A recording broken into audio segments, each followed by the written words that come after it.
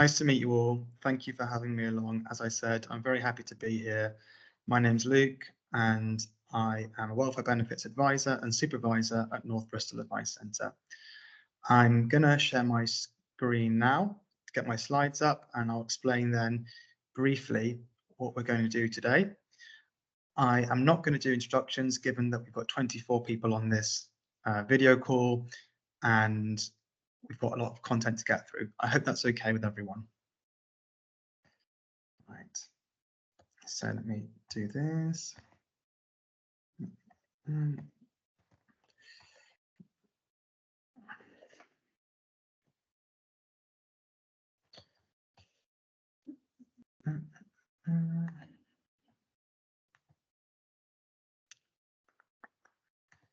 on a minute.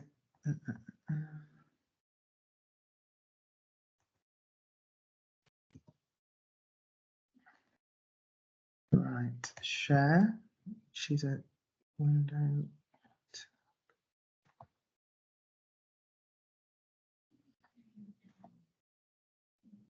Oh, here we go. Right, got it.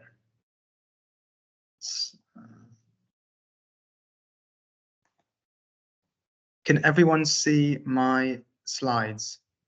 Yeah, so I think where you've selected current slide, it's now not sharing that screen. So I think if you, because we can now see the slides on the left-hand side. Okay, all right. So forgive me, everyone. I'm not so used to Teams. Right. So, Jeannie, can you work me through what I need to do? Yeah. So if you stop sharing a screen, Stop sharing, sharing at the stop, and then click on share screen again. Yep. And now select the one that only has the slide on it and not the side bit. Okay. So if you have a look if you go into Windows Open, you know. That goes there. I got Windows, yeah. Yeah, and then select the one that has just your full-sized slides on it. Right. Okay. So I want to get the full size slides up already. Is that correct? Yeah. So is it already doing presentation mode? You know, where you where you can see your slides. Yeah.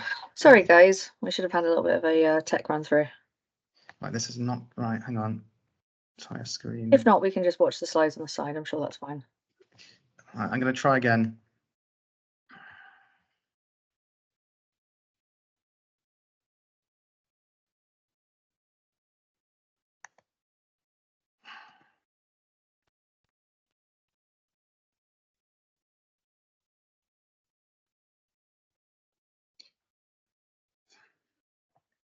How's this? I think we'll just go with this. Jeannie, you've got the slides. Would you want to share them? Yeah. Oh, let me just open them up. You have a go. Sorry about this, everyone. Just gonna look for your slides quickly. I'll stop sharing. Yeah. Sorry, guys.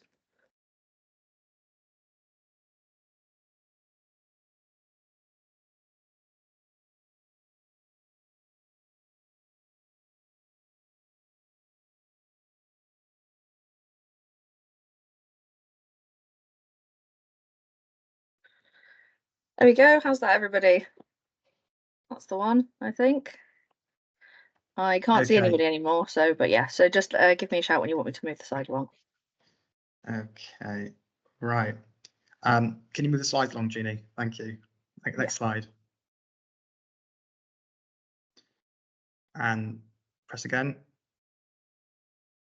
Right, so today I'm going to focus on I've divided the session into two parts. First part, we're going to focus on universal credit, which is the main low-income benefit for people in society.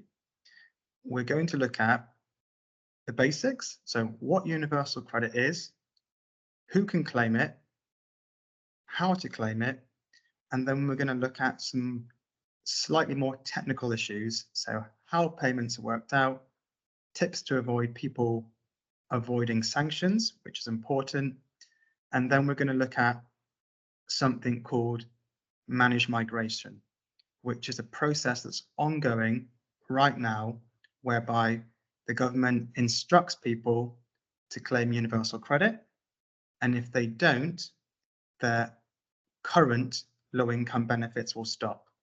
So in your work, you might find what we're finding as an advice organisation, that people are getting these letters telling them they need to claim universal credit. And I'm going to unpack that process and explain to you how you can best support some of the patients and people that come to you and talk to you about their benefit problems. So that's part one, which is really the kind of the longer part. And I aim to finish that by 11 o'clock. If we might be slightly over given our technical issues, but 11:05, sorry, would be the latest finish. When I look at how to claim, I've given you a whole step-by-step guide to complete the online universal credit claim form. We don't need to spend hours on that because it's content that's there for you. So if you want to know how to claim, you can revisit the slides at any time. They're going to be shared with you if they haven't done already. What you might want to do really when it comes to those slides is perhaps get a familiarity with them. So if people say to you, how do I claim universal credit?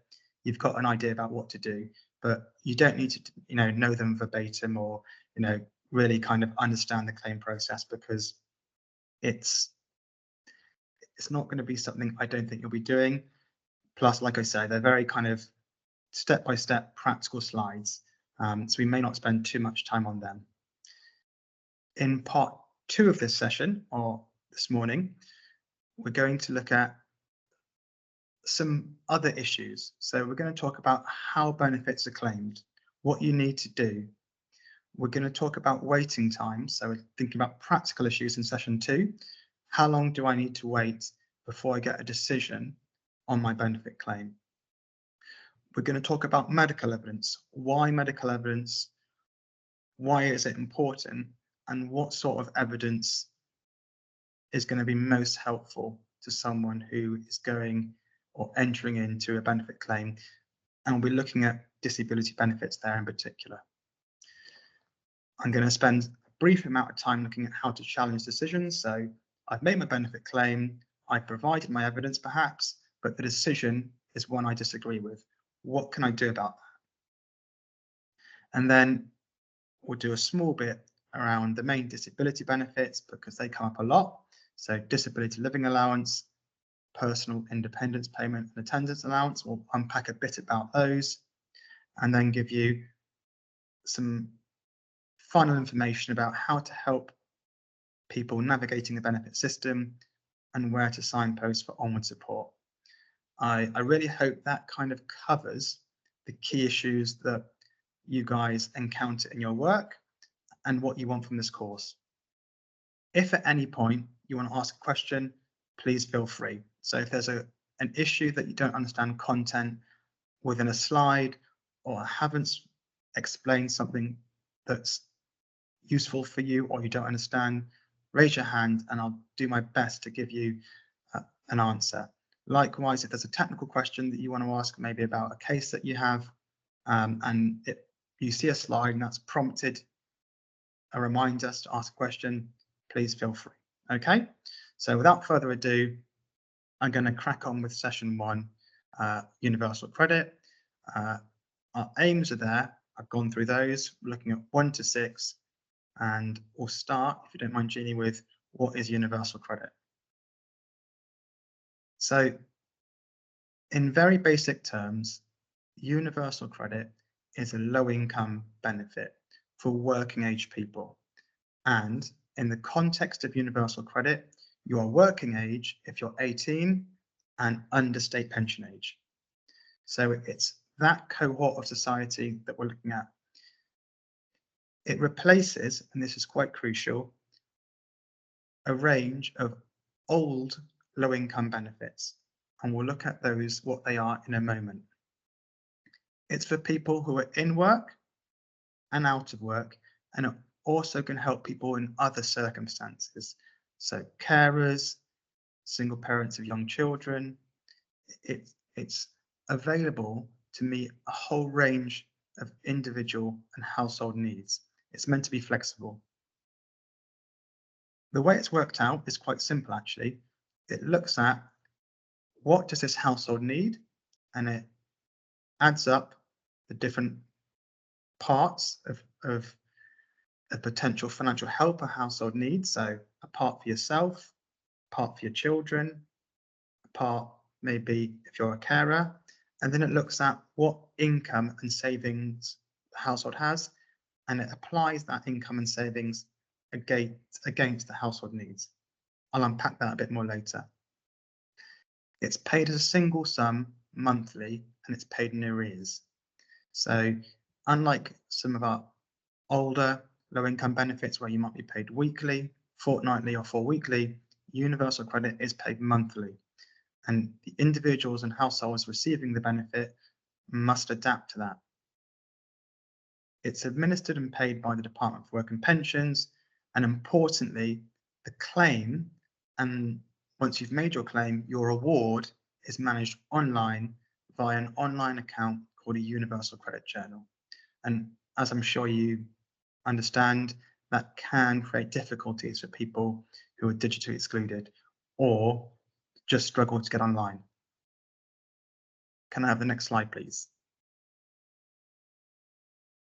So some of the basics. When you claim universal credit, even if you've been entitled, say, 3 months prior, you lost your job 3 months ago, you haven't been managing, you're behind 3 months on your rent because you haven't paid your rent, and then you find out there's a benefit called universal credit that you could have claimed. The maximum back date is 1 month. You can't get it going back any longer than that. And to get the back date, you've got to request it, and particular circumstances need to apply. So a back date isn't available for anyone. One of the circumstances, for example, is you've got a health condition or disability that prevented you claiming sooner. There's a 5-week wait for the first payment. So if I claim tomorrow universal credit, I'm going to have a gap in income of 5 weeks, and I'm going to have to manage that. My bills, my rent, my food. For most people, the only option there is to claim something, or ask for something rather, called a universal credit advance, which is a loan. That means it's repayable. It's given to you by the Department for Work and Pensions. It's an advance loan. It comes off of future universal credit payments. But for most people, it's the only means they can tie themselves over until they get their first payment. Just a final point on this bullet point. Although the first payment, you have to wait 5 weeks for it, thereafter, it's paid monthly. So it's 5 weeks for the first payment, and after that, you're paid monthly, as I said.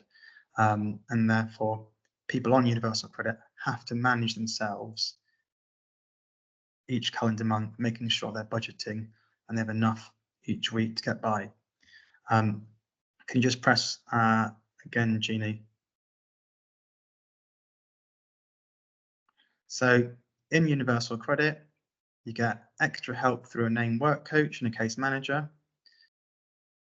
Unlike some of the old benefits, it's got a lot of in-work requirements and out-of-work requirements. So the best way to explain this is, if anyone's used to, say, tax credits, if anyone knows anything about them, in the past, you could be a parent, a single parent, let's say, working 16 hours a week, you'd get working tax credit and child tax credit if you're caring for a child.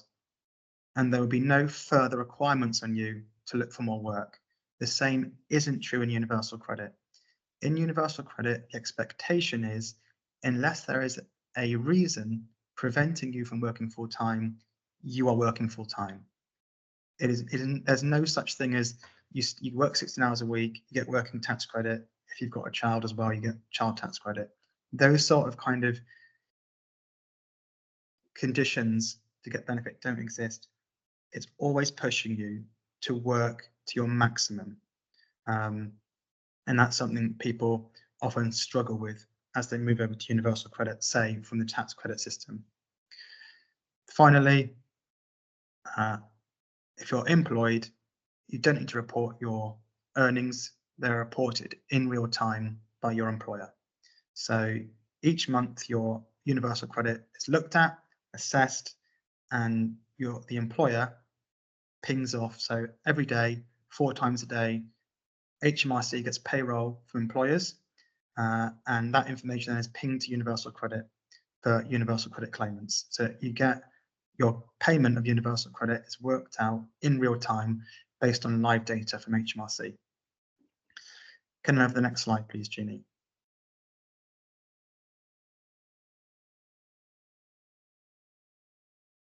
I put this in here because just to kind of emphasize, Universal Credit is not just for people who are out of work. The help, Beatles song, is for people in all sorts of circumstances. It's designed to cater for different needs and be flexible to meet changes. So it may be the case that I'm in work, my earnings are low, and I'm getting Universal Credit as a top up. Next day, tragically, I'm hit by a car and I break both my legs and I can't work. I don't need to make a new claim for a different benefit. I just need to go on my online account and tell Universal Credit that I'm ill. And they will change the nature of my claim. They'll change the kind of direction of it from being someone who's in work and working to a person that's working age but can't work. It is flexible and designed to meet all sorts of circumstances. It's not just for people who are out of work and job seeking. Any questions on the content I've covered so far? If not, I will proceed to my next slide, please.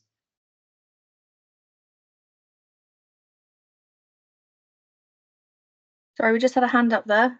Oh, brilliant. If the hand up, can the person ask their question? It was just an error. I was just trying to do a thumbs up. Okay, Oh, all right. No worries. That's good. Thank you very much. I'll take the thumbs up gladly. Thank you. Alrighty then.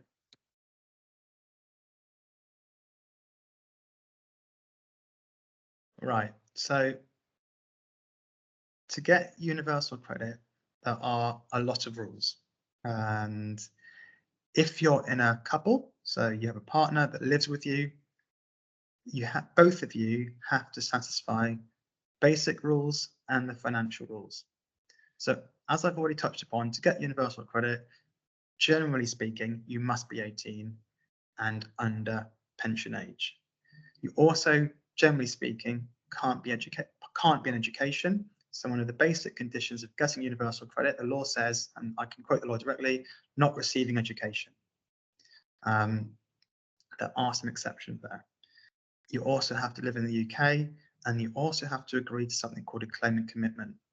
The claimant commitment we'll come on to later, but basically it's an agreement of what you are going to do as a condition of being paid Universal Credit. Everyone must agree one of these. If you're in a couple, you must both agree individual tailored claimant commitments. So they're not kind of the same. You might be in a couple, one of you has to work search 30 hours a week, one of you might have to work search 15. But you both need to agree something, a formal document that says, as a condition of receiving Universal Credit, I agree to do the following. Again, this is not a kind of nice system to be under. It is very much tailored towards, people doing something, agreeing to something as a condition of receiving payment. So those are the basic rules. On top of that, there are the financial rules, which I think we all kind of agree a bit more obvious. So like with the old means tested benefit system, you can't have savings of more than £16,000. If you have savings of more than £16,000, you can't get Universal Credit. Simple. And the earnings and other income you have must be low enough to get Universal Credit. So those ones are kind of fairly standard rules that have always applied really to low income benefits. The other ones, the basic rules, a bit more complicated, a bit more kind of nuanced for Universal Credit, I would say. But you have to satisfy both the basic rules and the financial rules to get a payment or an award. Can I have the next slide, please, Ginny? So just go back a bit, just to recap how to claim universal credit, or rather who should claim. If you're a single person, you claim as a single person. If you're in a couple and you live together, you claim as a couple. You have to, because they're going to look at, if you're in a couple, your resources and the resources of your partner. And so it might be that you've got no income and no savings. You might think, oh, I can get universal credit. But if your partner's income and savings take you out of entitlement, you won't get anything. Your resources, in the case of couples that live together, are assessed jointly. There can be some situations which arise where you're in a couple, but let's say one of you is temporarily abroad. In that situation, you make a couple claim, but it's treated as a single person claim. However, your partner's income and capital is still taken into account to work out any entitlement to universal credit. So again, this is a benefit that's looking at resources for working age people. Can you get universal credit? If you satisfy the basic conditions and the financial conditions, then you can, and you must satisfy both. Can I have the next slide, please, Jeannie?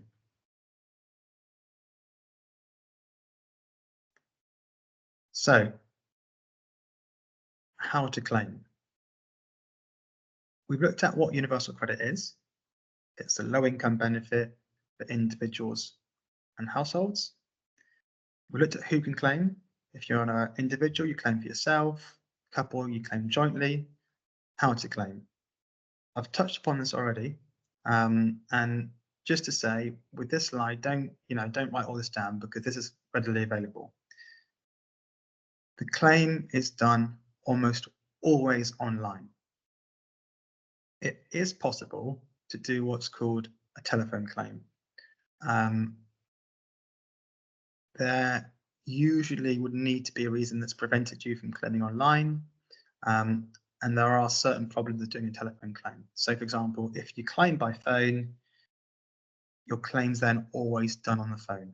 So if you need to get any information or report any change, so let's say you're a social tenant and you've had a rent increase from April and it's gone up by a few pounds, you've got to phone universal credit, you've got to stay on the helpline for, well, normally it's about at least half an hour.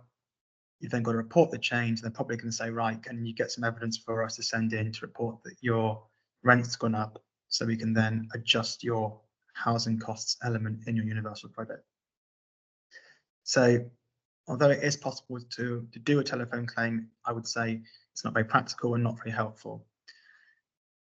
It's also possible in exceptional circumstances to have a face-to-face visit. So someone from the Department for Work and Pensions coming to your house and making the claim for you.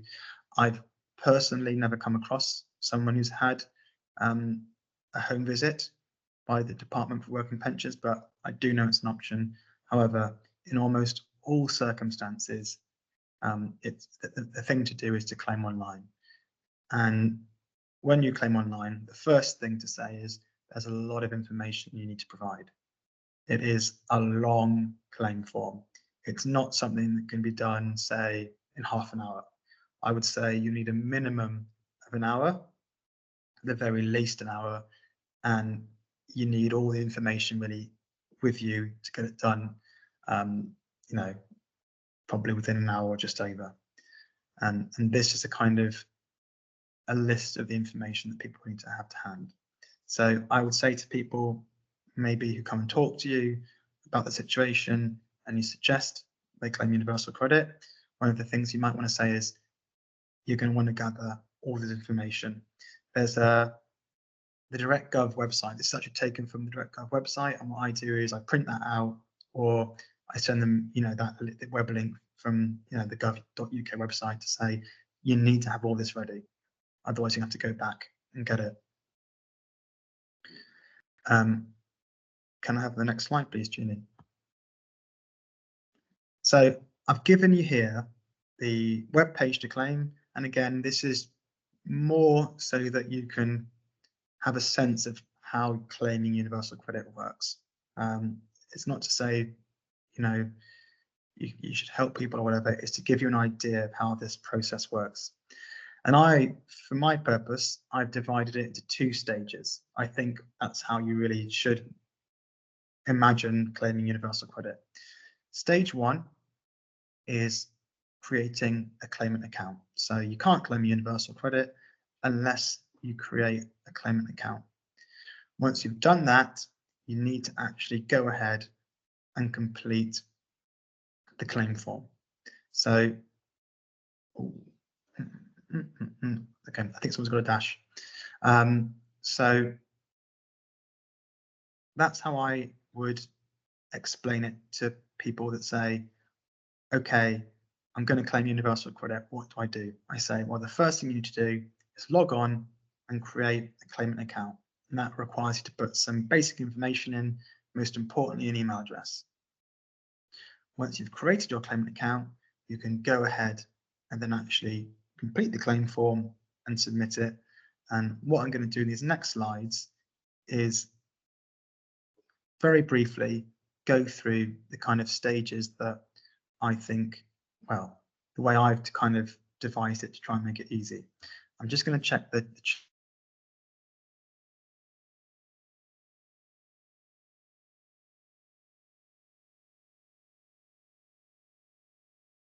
Ooh, not sure what's happened there.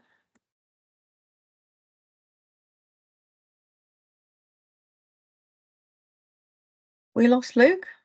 Looks like it. Oh,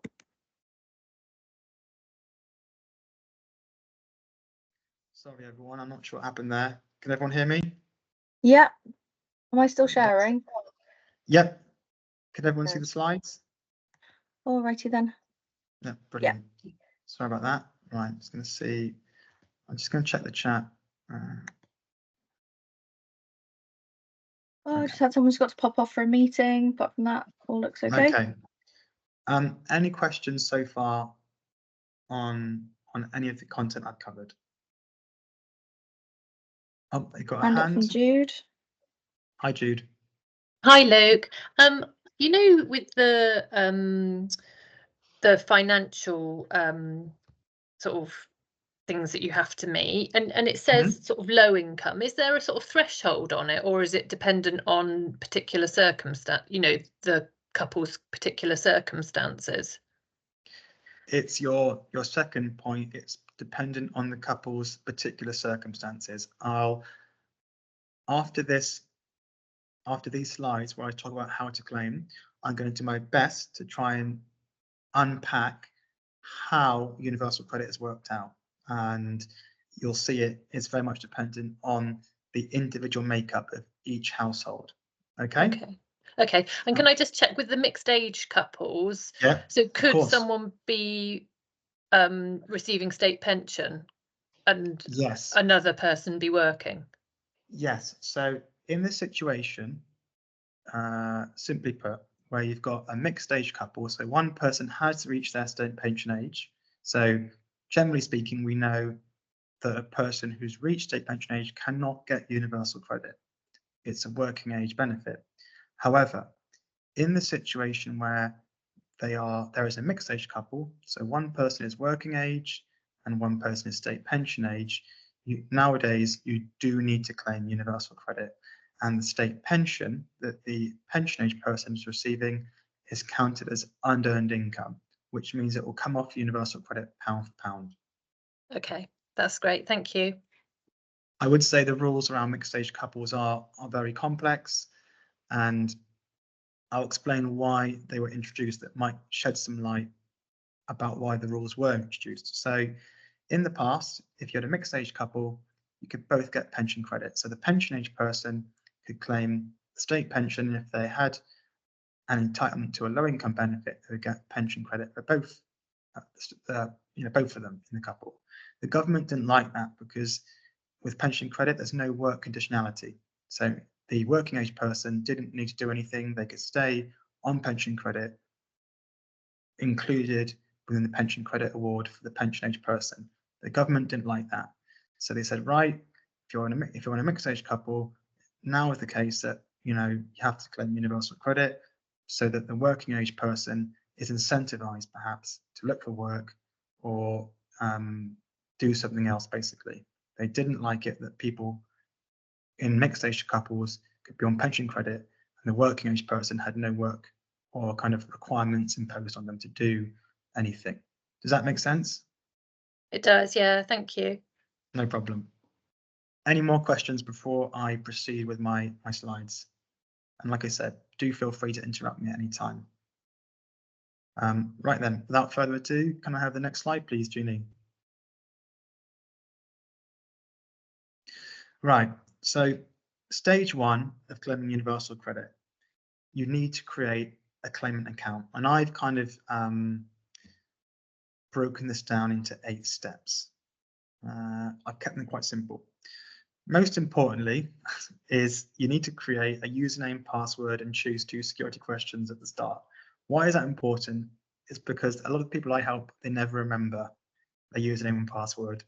And you're trying to help them, they've come in to see you, and you need to kind of find out some information about their claim or award, and they can't get in, either because they've forgotten or the password is saved to one device and that device is at home. So it's helpful to tell people to try and remember their username and password, so when you're trying to help them to look at something or provide some information, they can actually get into their account. Once you've done your username and password and set 2 security questions, press continue. And that's my stage 1 of part 1. Can I have the next slide, please? You're then going to be asked to provide email address and mobile telephone number. They're also going to ping a code to your email address to verify it's you, and likewise with the telephone number. So this is all at the stage of creating an account. If you haven't got a mobile, then you get sent a printed barcode that you will need to take to your first job centre interview so that you can verify it's you. And like I say, this is all at the stage of creating a claimant account. Can I have the next slide, please, Ginny? You then got to select contact preferences, add your address, and if you've lived at a previous address in the last 6 months, you need to enter that as well. And once you've done these initial steps, you have your account and you can claim, you're ready to claim universal credit. Can I have the next slide, please, Julie? Importantly, once you've created an account, you've got 28 days to prepare and submit your claim. That is important because if you don't do it in 28 days, the account's closed and you've got to start again. And like I said, in some ways, it's kind of helpful to do this to do the claim in more than one sitting, to complete the claim form, because there is an awful lot of information you need to provide. And you can save and come back to it later. But if you don't submit the claim within 28 days after creating your account, your kind of account is closed. You've got to start again. Can I have the next slide, please, Ginny?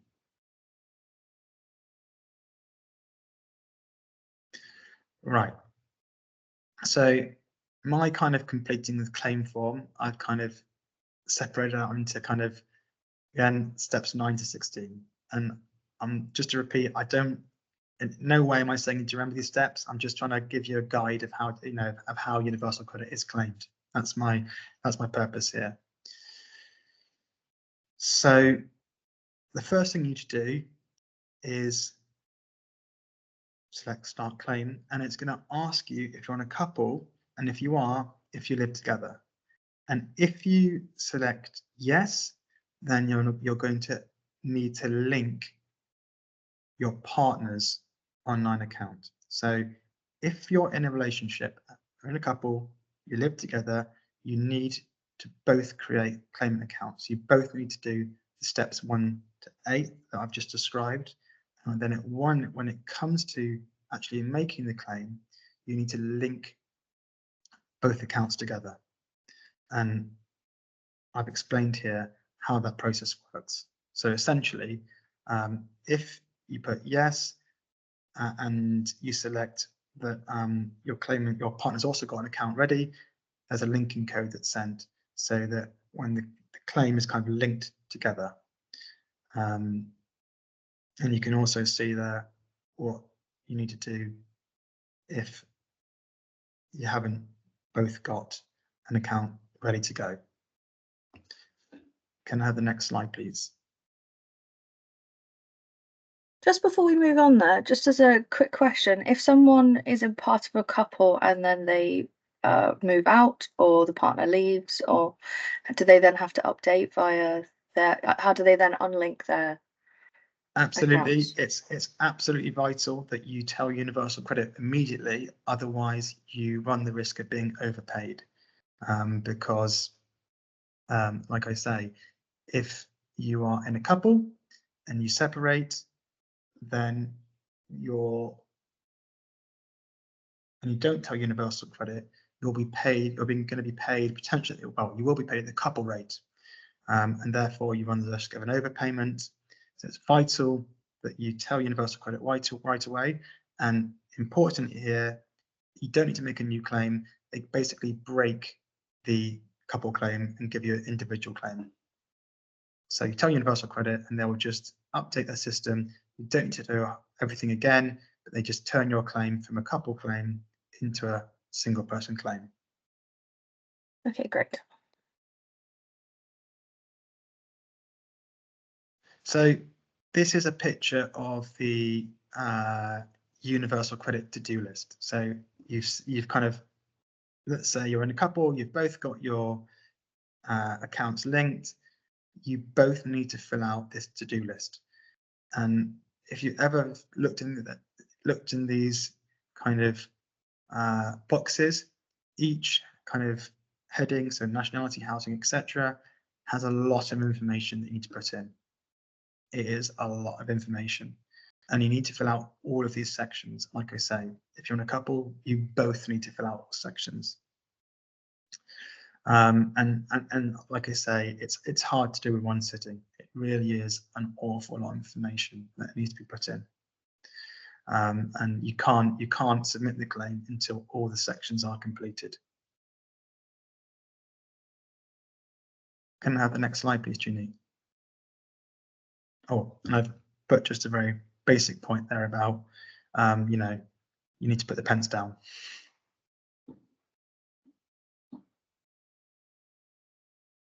So once you've filled out all the different sections, you're ready to submit. You have to confirm that you've understood what you will do as a condition of getting universal credit. So you'll agree to report changes in your circumstances and that you will take or you will engage in the work requirements that your work coach sets you. You then need to also sign a declaration confirming, you know, things that you haven't lied, that you're not acting fraudulently, that you're telling the truth and providing accurate and up-to-date information about your circumstances. You then press submit and your claim is instantaneously sent to the Department for Work and Pensions for processing. And the date you press submit is your date of claim. So that is a date that you're paid from. However, as I said, it's paid in arrears. So you won't get your first payment until 5 weeks after your claim is submitted. Can I have the next slide, please, Junie? One of the important things you need to do at some point very quickly after you submit your claim is verify your identity. Now you can do this online straight away using the government gateway service. I have been told this is quite a tricky kind of service to use and it doesn't always kind of work. So if you can't use the kind of government gateway service, then you just need to select that you'll verify your identity at your first your first job centre interview, and that normally takes place within a week. And if you haven't done so online, you'll need to bring proof of ID with you to the job centre. If you're a couple, both of you must attend, because it's here that you sign your claimant commitment. I've got some questions, please fire away. My question was just around this appointment. Does that happen automatically, or if you're claiming, do you have to then book the appointment? No, you get sent a text message and it says you need to book an appointment. This is how you do it, basically. Great. Okay, thank you. Yeah. So yeah, it always happens. It's an absolute kind of cornerstone of the system. You will be sent a text message saying you need to book an appointment, and you then you follow the steps in the text message, and I think you can either call up or you can probably just book it online now, I imagine. There's another hand raised. I'm not sure if that's a hand raised, familiar. Yeah, it's me. Celia, what do you do with somebody who hasn't got any means of identifying themselves? No passport, no driving license, for example. I'm working with somebody in that situation. It's proved an absolute nightmare. Are they with the GP? Yes. In the past, I've only had this once, but we managed to set up an arrangement whereby the job centre rang the GP and asked 3 questions that only the GP would know the answers to.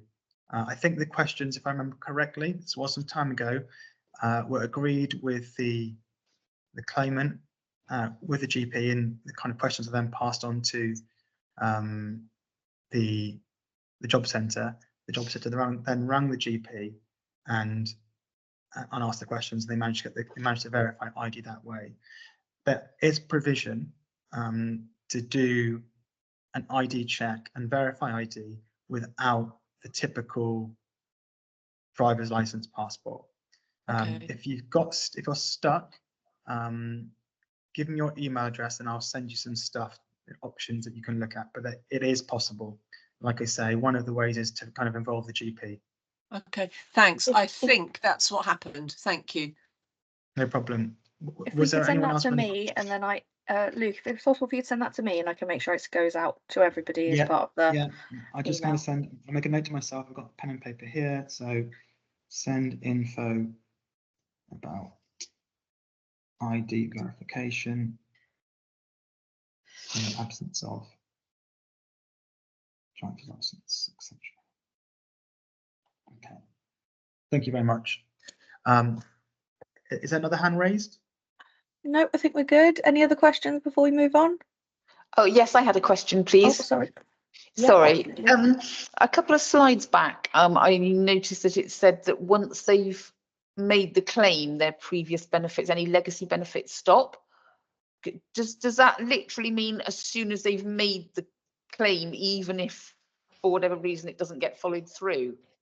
Yep, absolutely. So we'll discuss a bit more about that in managed migration later. It's a very good question. So if you claim universal credit, your old low income benefits, or legacy benefits as I call them, will stop. Your tax credits will stop immediately. If you're getting one of the following, and I'm going to use some jargon here, so income support, income related employment support allowance, income based job seekers allowance, or housing benefit, you can get a 2-week run on of those benefits.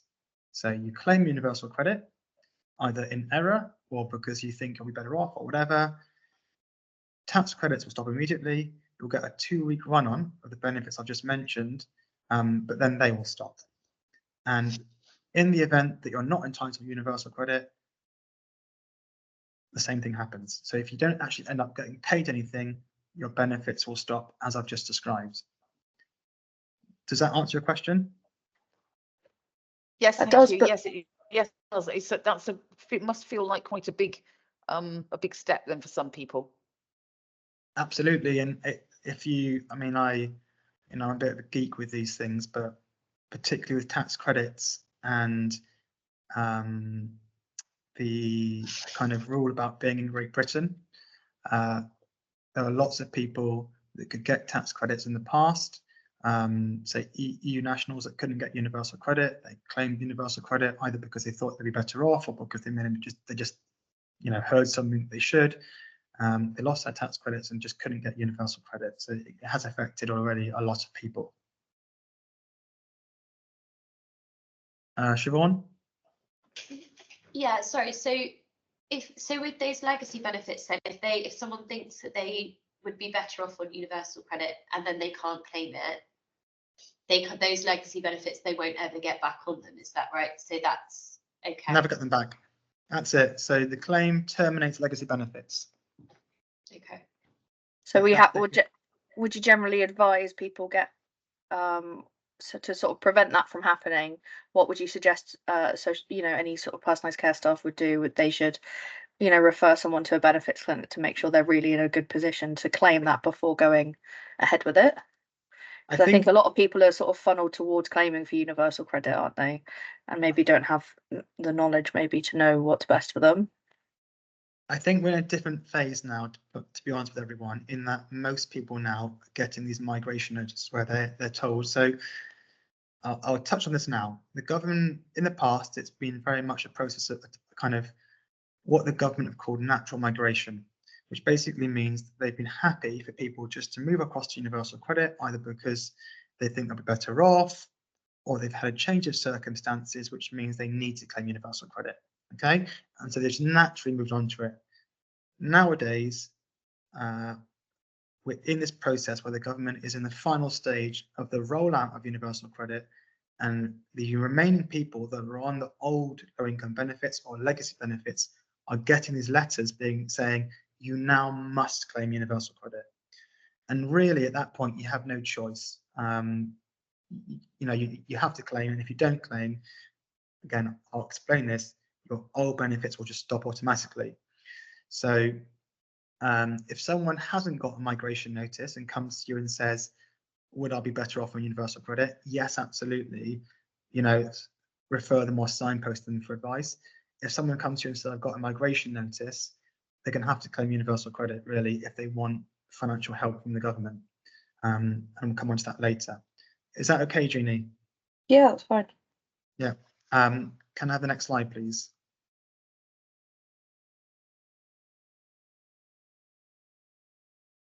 Lost my mouse on my second screen. No, that's all right. No problem. I appreciate what you're doing. Right. Someone asked me earlier how universal credit. Oh, someone asked about income. Is there a threshold? And the answer is no. So the way universal credit works is, I think the easiest way to think about it is it starts by looking at what's the maximum this household can get. So if this household had nothing, what's the maximum universal credit they can get? And they actually call it the maximum amount. So everyone gets a standard allowance. So if you're an individual, you get a standard allowance for you. It's about 390 quid. If you're in a couple, you get a standard allowance for the two of you. So that's the first building block. And in my head, I honestly think about it as building blocks. So individuals and couples will always get a standard allowance, an allowance for themselves. On top of that standard allowance that's always there, you get additional amounts depending on your situation.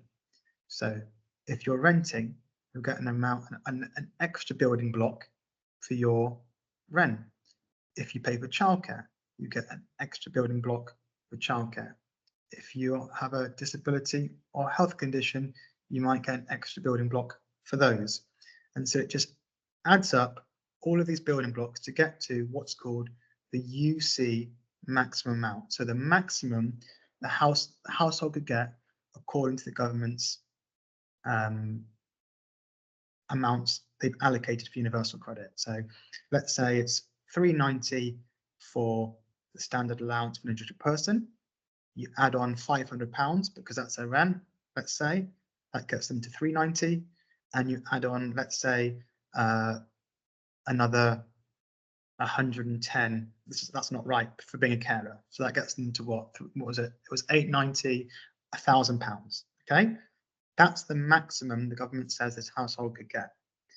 You then, as we'll see now, you take off what's called earned income and unearned income. Can you press again, Jeannie?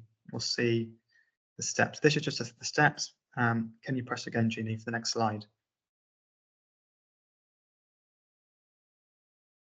Right, so we've got our maximum amount. It's worked out without looking at any yet of the household's income or savings. We don't need to. We just need to know at stage 1 what is the maximum amount the household could get. £1,000 of universal credit. We then take off unearned income, so particular benefits, income from savings, and you then take off earned income. So let's continue with my fictitious individual person who's got a UC maximum amount of £1,000. He might be getting, my fictitious person, carers allowance. That is a benefit that counts against universal credit. It's taken into account in full. Let's say carers allowance is £300.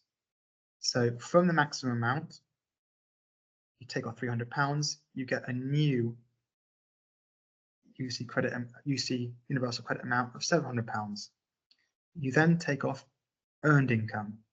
Let's assume that my person doesn't have any earned income. We've already completed the calculation. What he'll get is £700 universal credit because his resources, i.e. the £300 he gets from carers allowance, are less than the maximum amount. So the difference is the universal credit he gets. That's a very, very simple example, but does that give you some idea of how this works? You start by looking at totality of needs. You then take off unearned income, household might not have any, and then earned income. Just a point on earned income. Not all earned income is taken into account, like say carers allowance. I've just mentioned carers allowance and other benefits like contribution-based benefits are deducted pound for pound. They count in full. Earned income doesn't count in full. Only 55% does. So when it comes to earned income, let's say our person had £300 carers allowance, and each month he also earned £500. Now, I'm going to do some quick math on my calculator in front of me, so bear with me. So 500 times by 55, so 55% is £275.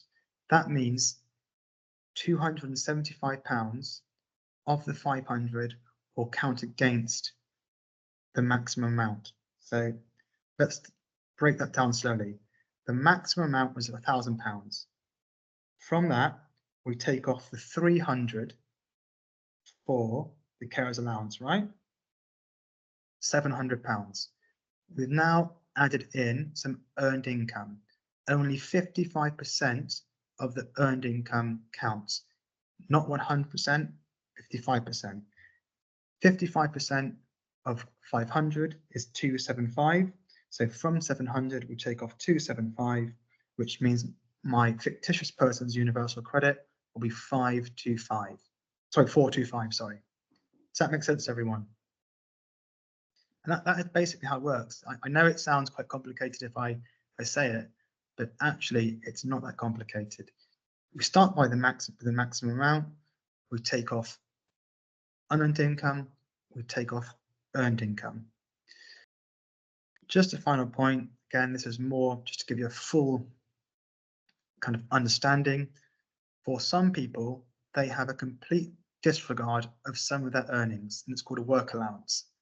So if someone in the household has limited capability for work, or there is a dependent child in the household, then you can get a work allowance of £404.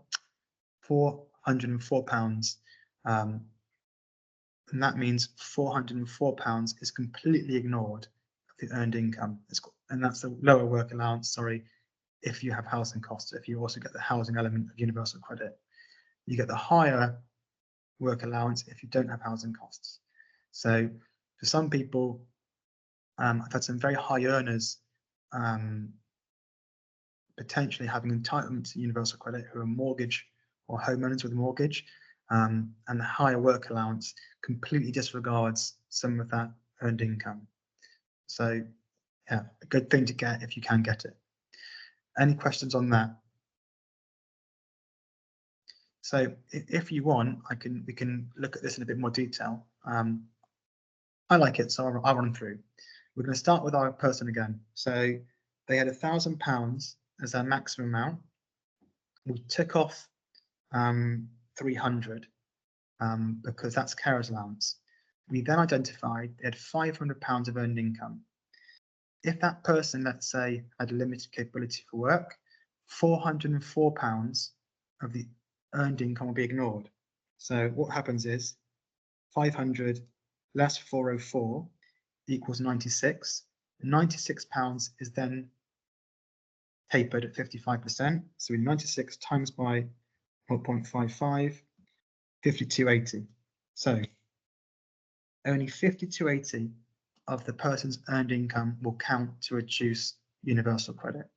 So 700 minus 5280 is £647.20. That will be the person's universal credit.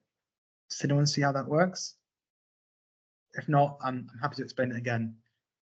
I think I think we should move on a little bit, just because I don't know how much Yeah, that's fine. each individual person here is gonna need to know about that. Siobhan? Oh, you're on mute, love. You mentioned high earners, and I just wondered why, under what circumstance would someone with a high income be claiming universal credit? They actually predict that as kind of because universal credit is based on net income, so after income tax and pension contributions and national insurance, because the tax-free personal allowance has stayed the same for a long time, and because childcare costs in universal credit have actually, the allowance you get in universal credit is very generous, they predict that many well-off families are going to be on universal credit. And of course, if you're, or can get universal credit rather, and of course, if you're in a mortgaged accommodation, so you don't have the housing cost element, you can get the higher work allowance. So if you've got high net earnings, you know, net earnings don't forget, so you take off tax, national insurance, student loan, pension payments, you can then get £673 ignored. Actually, you do find that quite a few higher income households nowadays can get universal credit, and they think it's going to go up. I've had households with £50,000 qualifying for universal credit. Yeah, particularly one person's earning high, one person's got, say, limited capability for work, they can get universal credit. Yeah, right. Sorry to leave that point, everyone. Can you move on, Jeannie? Oh, yeah, we'll move on from that. Next slide, please. Just a quick note on savings. So, as I've mentioned, over £16,000, you can't get universal credit. Simple. £16,000, sorry, £6,000 or less, it's just ignored. So if you've got savings of £6,000 or less, those savings are completely disregarded. They don't count. If you have savings of between £6,000 and a penny and up to £16,000, the DWP, or the Department for Work and Pensions, assumes you get some income from your savings, and they take that assumption as a financial figure to reduce your universal credit. Again, quite technical, but the main thing to say is £16,000, rather, sorry, more than £16,000, no universal credit. £6,000 or less, that's ignored. Anything in between the two means you're going to have some assumed income that will reduce your universal credit. It's not the actual interest, it's an assumed amount of interest the government works out on a statutory basis, on kind of in sets in law, basically. Can I have the next slide, please? Right. So I've touched upon this earlier. You must agree a claimant commitment to get universal credit. And this document sets out what each person who is in the claim agrees to do in order to get paid the money. In particular, it sets out what work-related requirements you agree to do. And in universal credit, there are 4 work-related requirements. There's work availability. I agree to take a job if one's offered to me.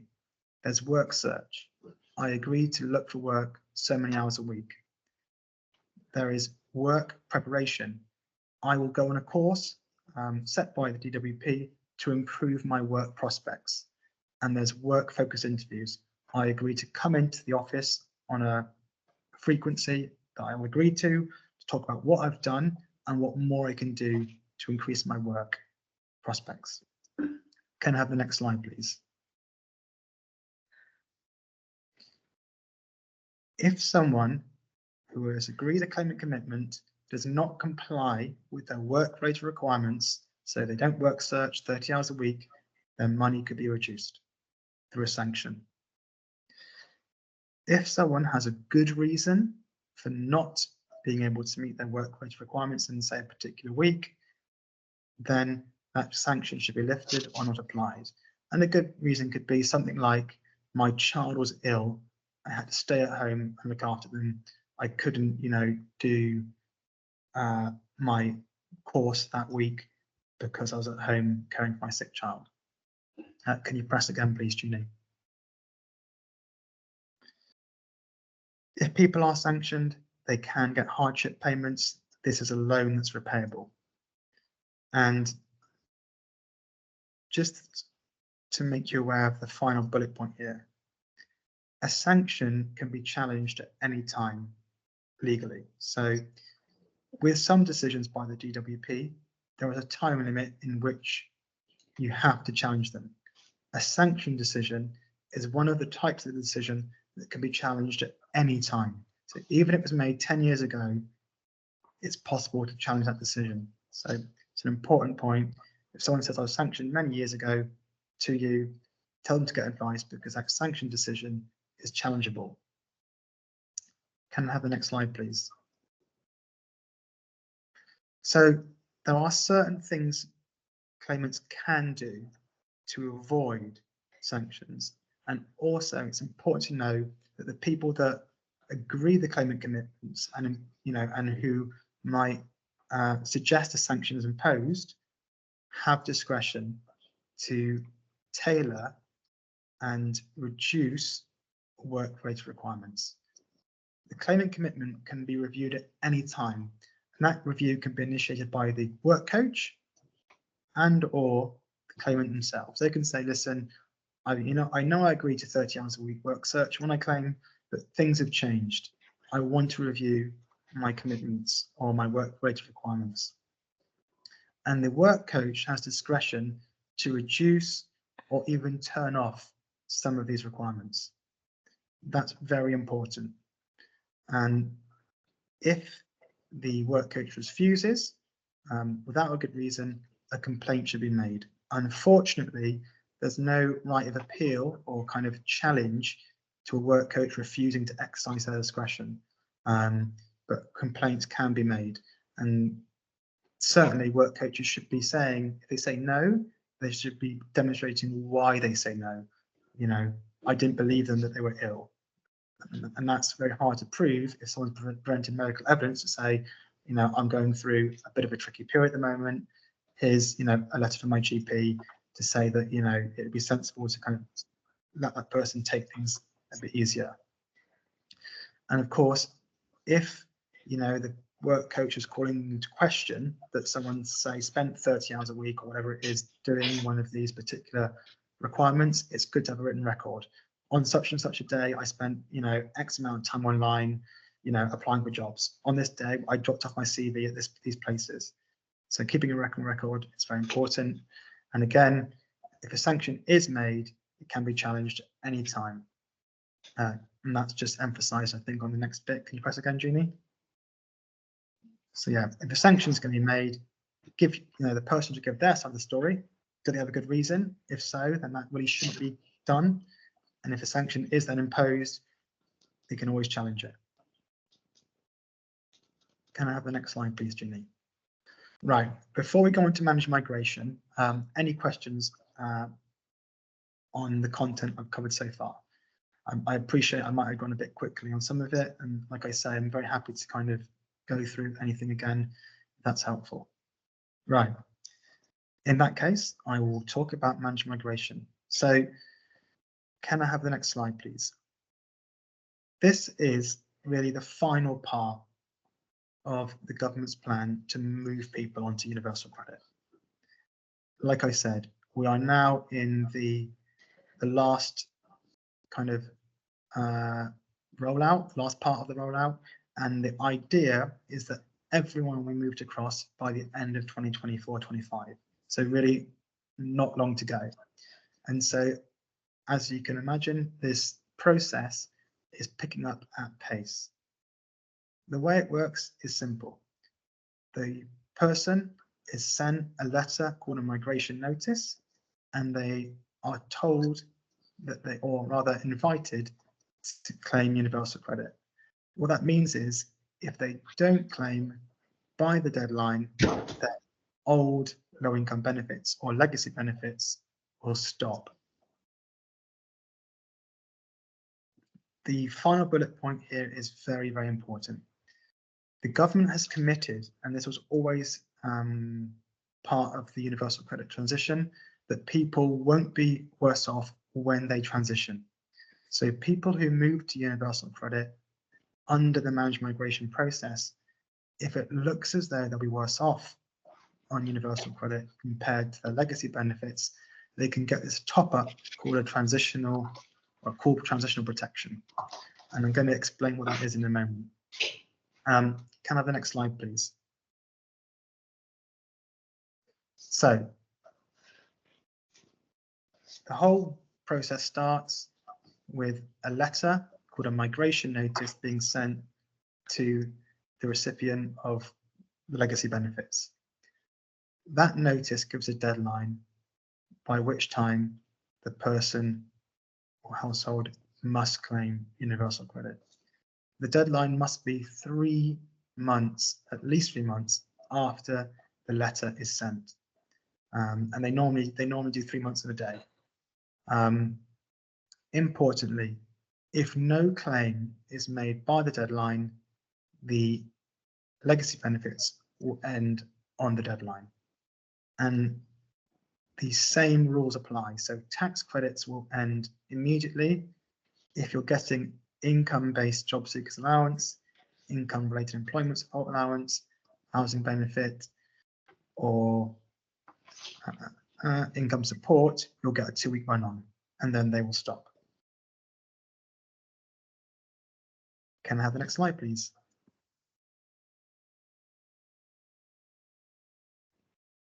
What happens if you miss the deadline? First and foremost, your legacy benefits will end. The person's legacy benefits will end. However, they may not miss out on transitional protection. So it's still possible to get transitional protection if they make a UC claim before the final deadline, which is basically a safeguard. And it's 1 month after the original deadline date. So the letter will set out the deadline day by which the person must claim universal credit. If they don't, a legacy benefits will stop. However, if they claim within 1 month of the deadline day, i.e. they claim by their final deadline, they can still benefit from transitional protection. And the UC claim will be treated as made on the deadline day. Does that make sense, everyone? Okay, excellent. Can I have the next slide, please? Can a migration notice be cancelled? Yes, it is possible to get a migration notice cancelled, but a cancellation will only apply in exceptional circumstances. I have spoken to one person a lawyer from Child Poverty Action Group who managed to get one cancelled, and she got it cancelled on the grounds that the person simply, it was a very unwell person, and they struggled with change, and making claims and applying for things made them extremely anxious, and they managed to get one cancelled there. But that's the kind of circumstances we're looking at. We're not looking at run-of-the-mill mental health here, anxiety. We're looking at, you know, someone who the process of applying would trigger probably, you know, a very bad episode of, you know, acute mental health, poor mental health. However, it's also possible to get the deadline extended, and this is much easier. I've had many people get the deadline extended, and you can do it more than once. I've had someone have the deadline extended 3 times, so they got 3 more months in which to claim. You do need a good reason to get the deadline extended. Guidance says physical or mental health condition or significant caring responsibilities. There's other things in the guidance it says as well. So it's not just an exhaustive list.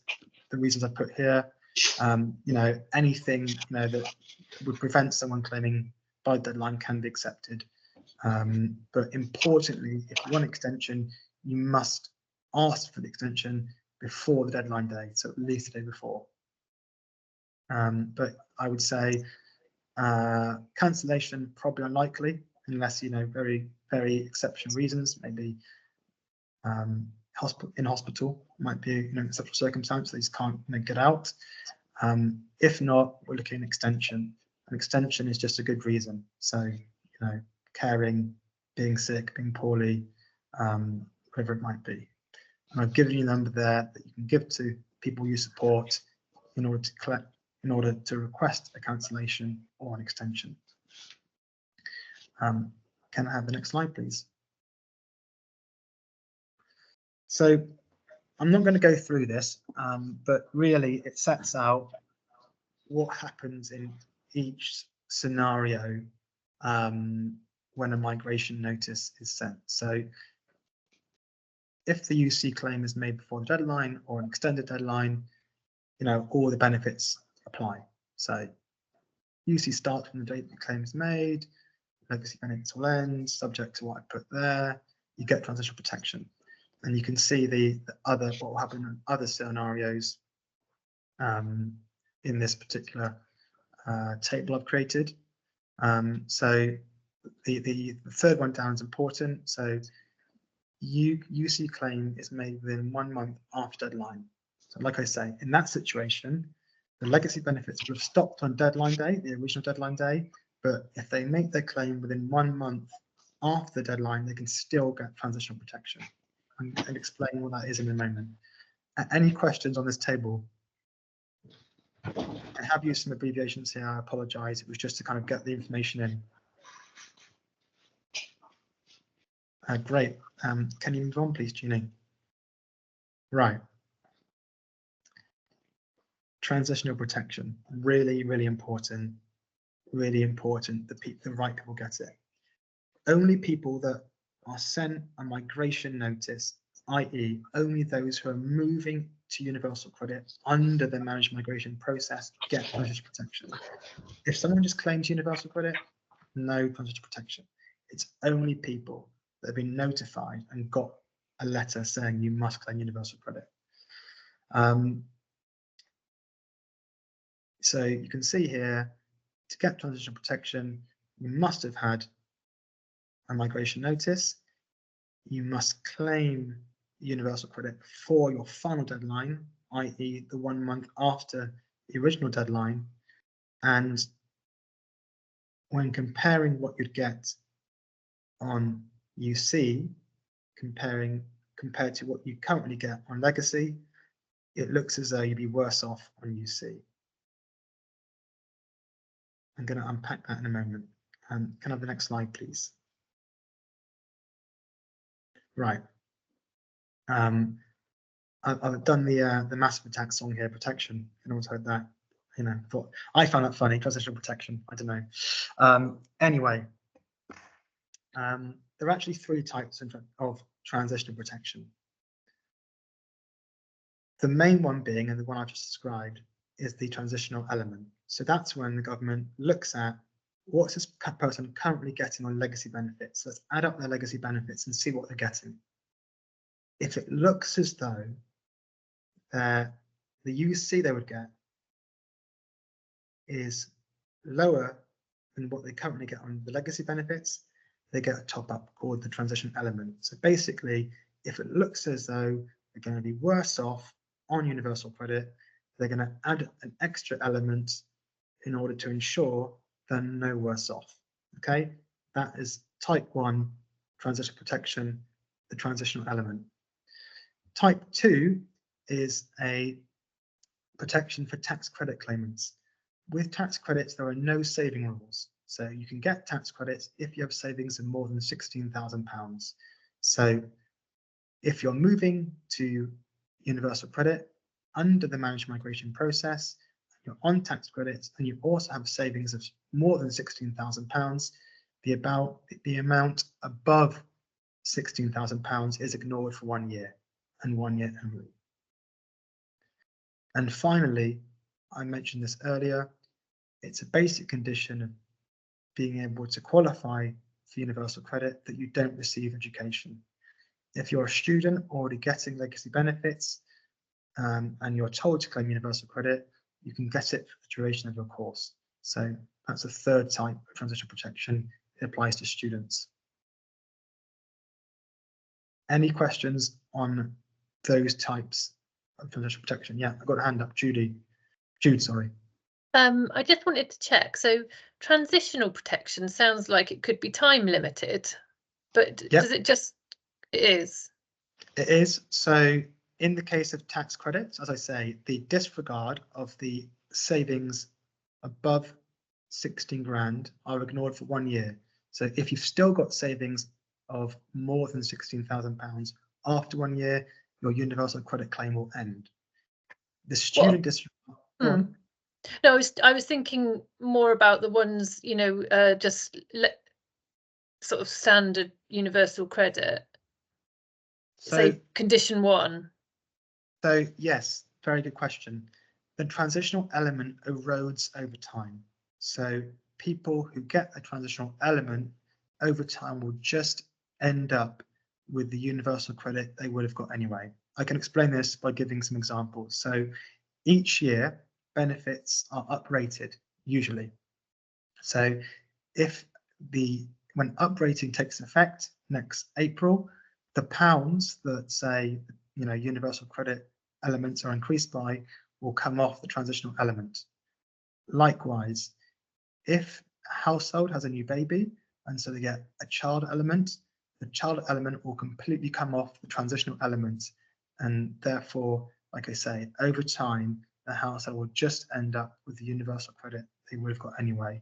It's not an indefinite, yes, you're absolutely right saying it's not an indefinite safeguard to ensure that people are always kind of, you know, getting the same as they would have got on the old system. Does that answer your question, Jude? It does, thank you. So the simplest way to call it is, yes, the transitional element erodes over time, and eventually people will just end up on the universal credit they're entitled to. Anything else on this? Excellent.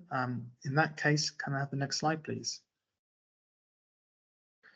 So this is taken from, you may have seen this is taken from a stakeholder meeting with the Department for Work and Pensions. I think I was told not, you know, it's meant for kind of professionals, so it really shouldn't go out to, you know, people, but I've taken one slide from it, and it shows the current timeline. So from June, it's income support for households with, it's not just income support alone, it's income support and other combinations of benefit, and tax credits with housing benefit only. And you can see there what the rest of the plan is for this year.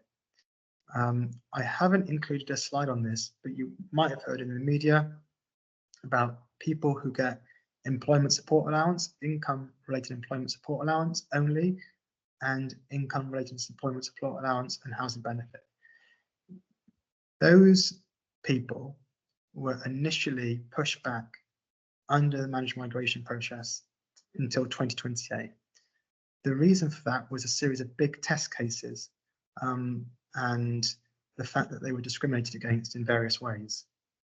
However, I think in April, the government have brought forward that particular group. And so the aim is now that everyone, as I said earlier, we moved across to universal credit by 24-25. So like I say, there was one section, tax credit, sorry, employment support allowance only and or employment support allowance and housing benefit. Their migration now has been moved forward, and everyone will be moved across to universal credit by 24-25. I think that's the last slide I have on this. So I've kind of saved 5 minutes. Before I kind of call a break, does anyone have any questions?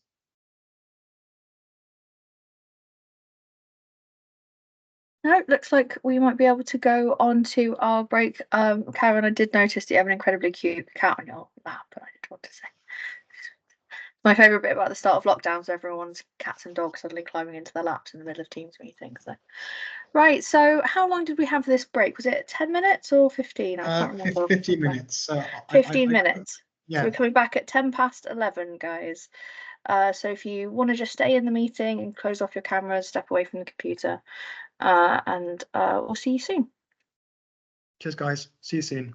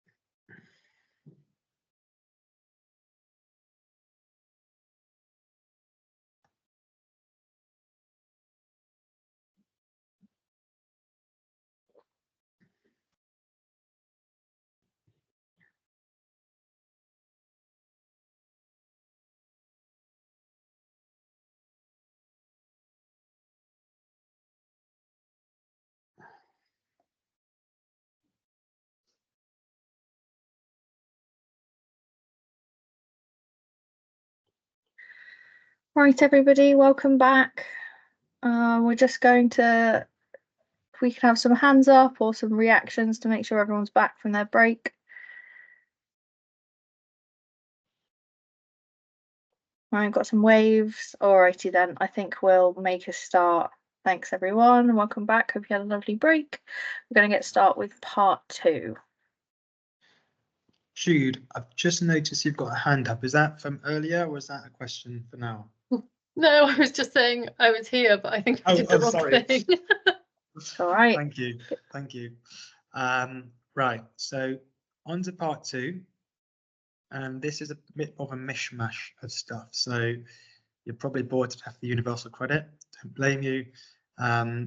This is a mishmash of stuff that Jeannie thought would be interesting to you guys, and also relevant to each of your roles. So I hope it's kind of I hope it is relevant. And like I said before, if there's something that comes up and you want to discuss it, or I don't explain something very well, please just raise your hand. I'll do my best to kind of answer a question or explain something differently. So like I say, a variety of stuff in section 2, looking at how benefits are claimed, looking at waiting times and evidence, what can you do to challenge a decision, and then I'm going to focus on the main, what I call disability benefits, because they come up quite a lot, particularly in the context of evidence requirements and healthcare. So we'll look at each of those, and then a very small section on helping clients navigate the system and where to signpost for advice and support. I hope that kind of meets your expectations, and like I say, questions are welcome.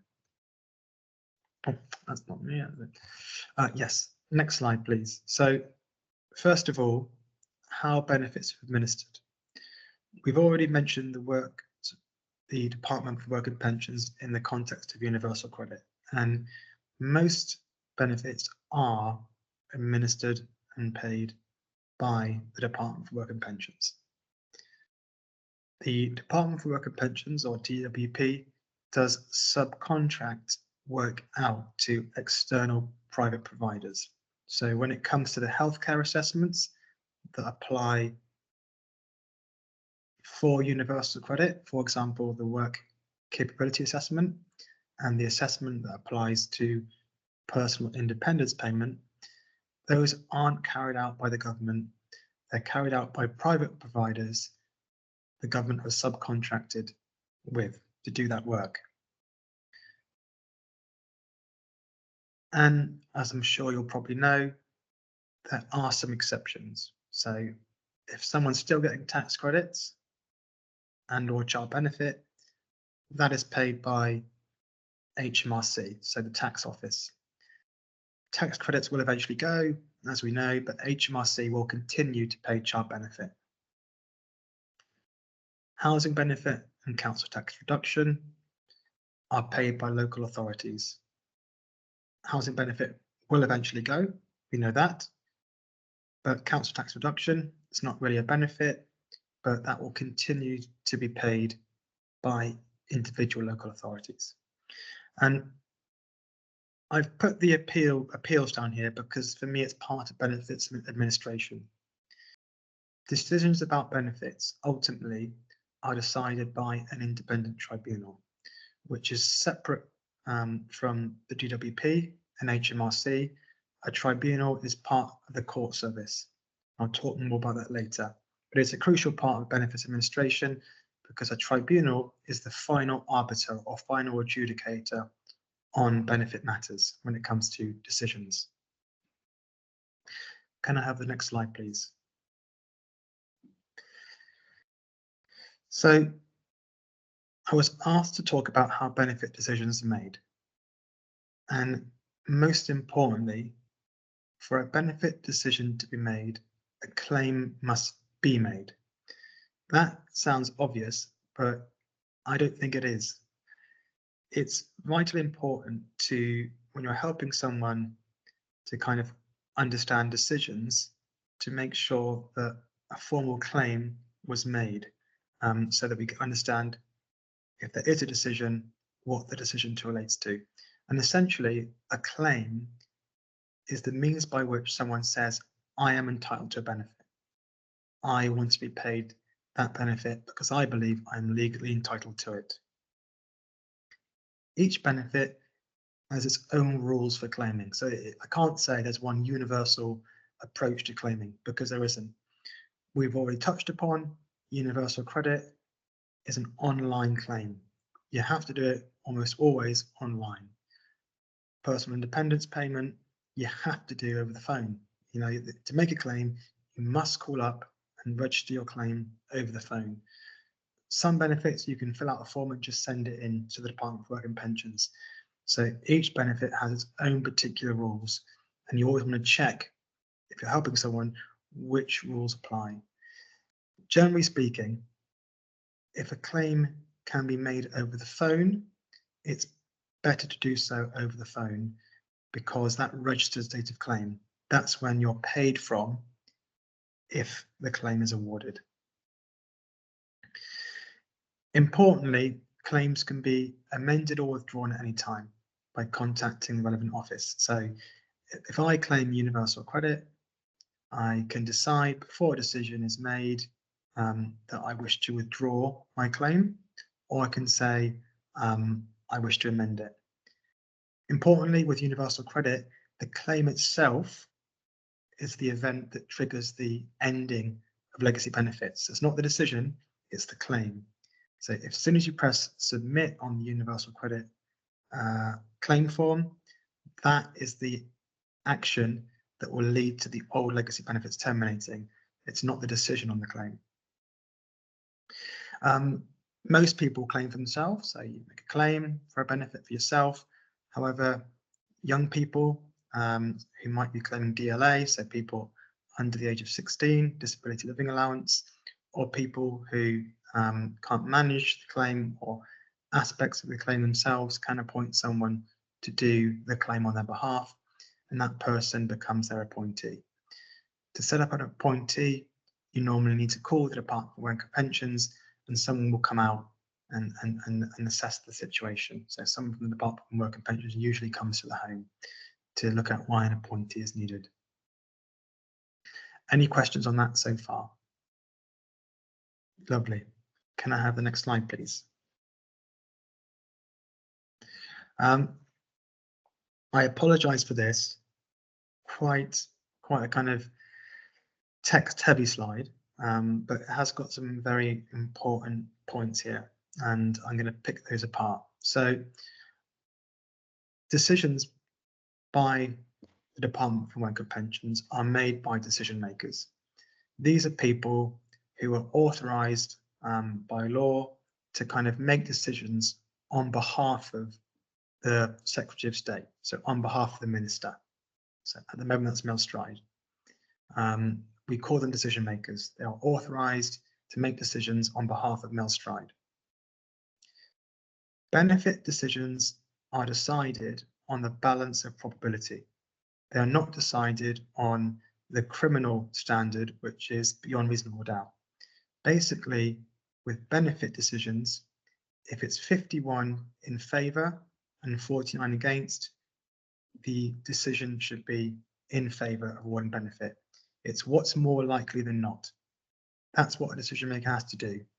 They receive the claim, they receive any evidence, and they have to decide on the balance of probabilities, is it more likely than not this person is entitled to benefit? 51-49. If there is a range of evidence that supports contrary conclusions or different conclusions, the decision maker has to weigh the evidence and assess things like credibility, consistency, and give more weight to certain pieces of evidence over others. So if there are two reports, say, let's say PIP, there's a report by the medical professional working for Capita or Maximus. So they've produced a report, and there's a report by the claimant's consultant.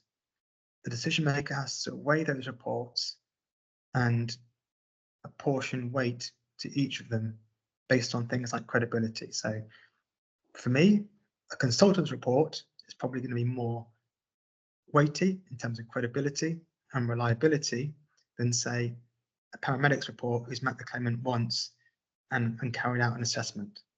But it's not my job to do that, it's the decision makers. Decisions about benefit are final. So if I make a claim and the decision is no, that is the decision. That's what my legal entitlement is. It's nothing unless I do some action to change that decision. That's important, because you can't have, people need to know where they stand when it comes to, their entitlements to benefits.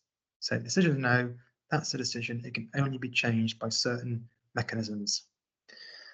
And the final point here is vitally important, perhaps the most important point of this entire presentation, and one that people often misunderstand and claimants themselves get wrong. When you claim benefit, the decision relates to the person's circumstances at the time of the decision. If you wish later to challenge that decision, say because someone's health conditions got worse and the worsening occurred after the date of the decision, that is not relevant. The law says decisions relate to a person's circumstances at the time the decision is made. So quite often people will say they claim PIP, let's say. The decision is no, and then, in between the date of their claim and the decision, they've got worse. But they didn't report it, or after the decision is made, they get worse and they want to challenge it because they've got worse. The worsening isn't relevant. It's someone's circumstances at the time of the decision. That is what a decision relates to. And when it comes to an appeal, the appeal tribunal, even if the appeal is a year later, and I do most of my work in my job is at Social Security appeal tribunals, the appeal tribunal, the judge, the doctor, and the disability qualified member are looking at someone's circumstances at the time of the decision. They can't take into account later changes. It wouldn't make sense because the decision would always be wrong. It's looking at someone's circumstances when the decision maker came to make the decision. So it's the easiest thing to explain this as an example. I claim PIP because I have depression.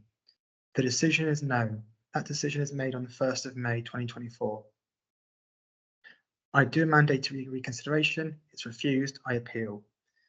My appeal was heard on May 25, a year later. That's normal. In between the 1st of May 24 and the 31st of May 25, I get cancer, severe cancer, and the prognosis is, terminal. The tribunal can't take into account the cancer diagnosis. It happened after the date of the decision. They're looking at how I was at the date of the decision. They're looking at how I was on the 1st of May 2024. If I want the cancer to be taken into account, I need to make a new claim. And that would be, again, a new decision related to my circumstances at the date the new claim is decided. Does that make sense to everyone? I think Siobhan, you had your hand up. Sorry. No, that's fine. You've answered my question. It was about whether you would need to make a new claim if your circumstances change. Any changes like that, if you've already got an award, you can request a change of circumstances because you've got an award. If you haven't got an award, it's a new claim. I think Phoebe had her hand up as well. Yeah, hi. I was wondering if somebody is going through the appeal process and in your example they got a different illness, can they make a new claim but still continue the appeal? Absolutely. Okay. And they probably should do. So if they've had either a deterioration, they made a claim, it was refused, they've appealed, they've had a deterioration, they should either do or a change of circumstances, they should do a new claim. Absolutely. But the appeal would still be continued. The appeal will continue, but it would relate to the decision which is appealed. It would not take into account any circumstances that happened after the date of the decision which is appealed. Does that make sense? Yeah, thank you. That again, without wishing to confuse matters, evidence that arises after a decision which relates to a period prior to the decision is fine. So again, I can give an example. Someone that's maybe had physical pains for a long time, it's undiagnosed, and they're waiting for an assessment with the pain clinic, the pain management clinic. A decision is made before their consultation, okay? But they then get a diagnosis of fibromyalgia. That diagnosis is relevant to a period before the decision because it's just confirming that person's got a health condition. Although the evidence is after the decision, it's still relevant to circumstances prior to the decision. But new health conditions or new circumstances after the decision aren't relevant. Does that make sense to everyone? Is everyone clear with that? Good. It is a really crucial thing. It's probably the most important thing about benefit law, really. Right. Can I have a new slide, please? So I wonder if you were hoping that I'd give you a really helpful answer about waiting times, and the answer is there is no fixed turnaround for a benefit claim to be decided, or any kind of fixed time period in which, say, a challenge should be assessed or a change of circumstances review should be assessed. Case law has implied that a claim should be decided as soon as reasonably practicable. But again, there's no specific time limit. I think the best thing to do in this situation is just be honest with people and say, there's no specific time limit. It can take several weeks. We know with universal credit, it's going to be 5 weeks, but for most other benefits, you know, it's going to take as long as it takes. And that can depend on things like, you know, job centre staffing levels. During the pandemic, for example, the DWP transferred loads of staff onto universal credit and neglected other sections of their business, so PIP. And so PIP waiting times for claims was, you know, months. Now it's a bit shorter again. But, you know, things going on in the Department of Work and Pensions can influence that. You know, I would say as a minimum, we're looking at several weeks. What should you do though if there is a long delay? Well, check the claim has been received. If you phone up and they say no, you know, send the claim in again and request backdating to the original claim date. They can do that. They can pay you from the original claim date, even if they didn't receive the claim or the form or whatever it was. If they don't give you a reasonable explanation to say why your claim hasn't been looked at or processed, complain. Complaints do work. You know, they can lead to things being pushed to the front of the queue. You know, just say, I complained, sorry, I made a claim on this date, I sent this form in, this time's passed, I've spoken to you, you've told me it's going to be looked at, but you haven't given any reason why. You know, this is not, you know, it's not good enough. You know, I have this has caused me distress, whatever it might be.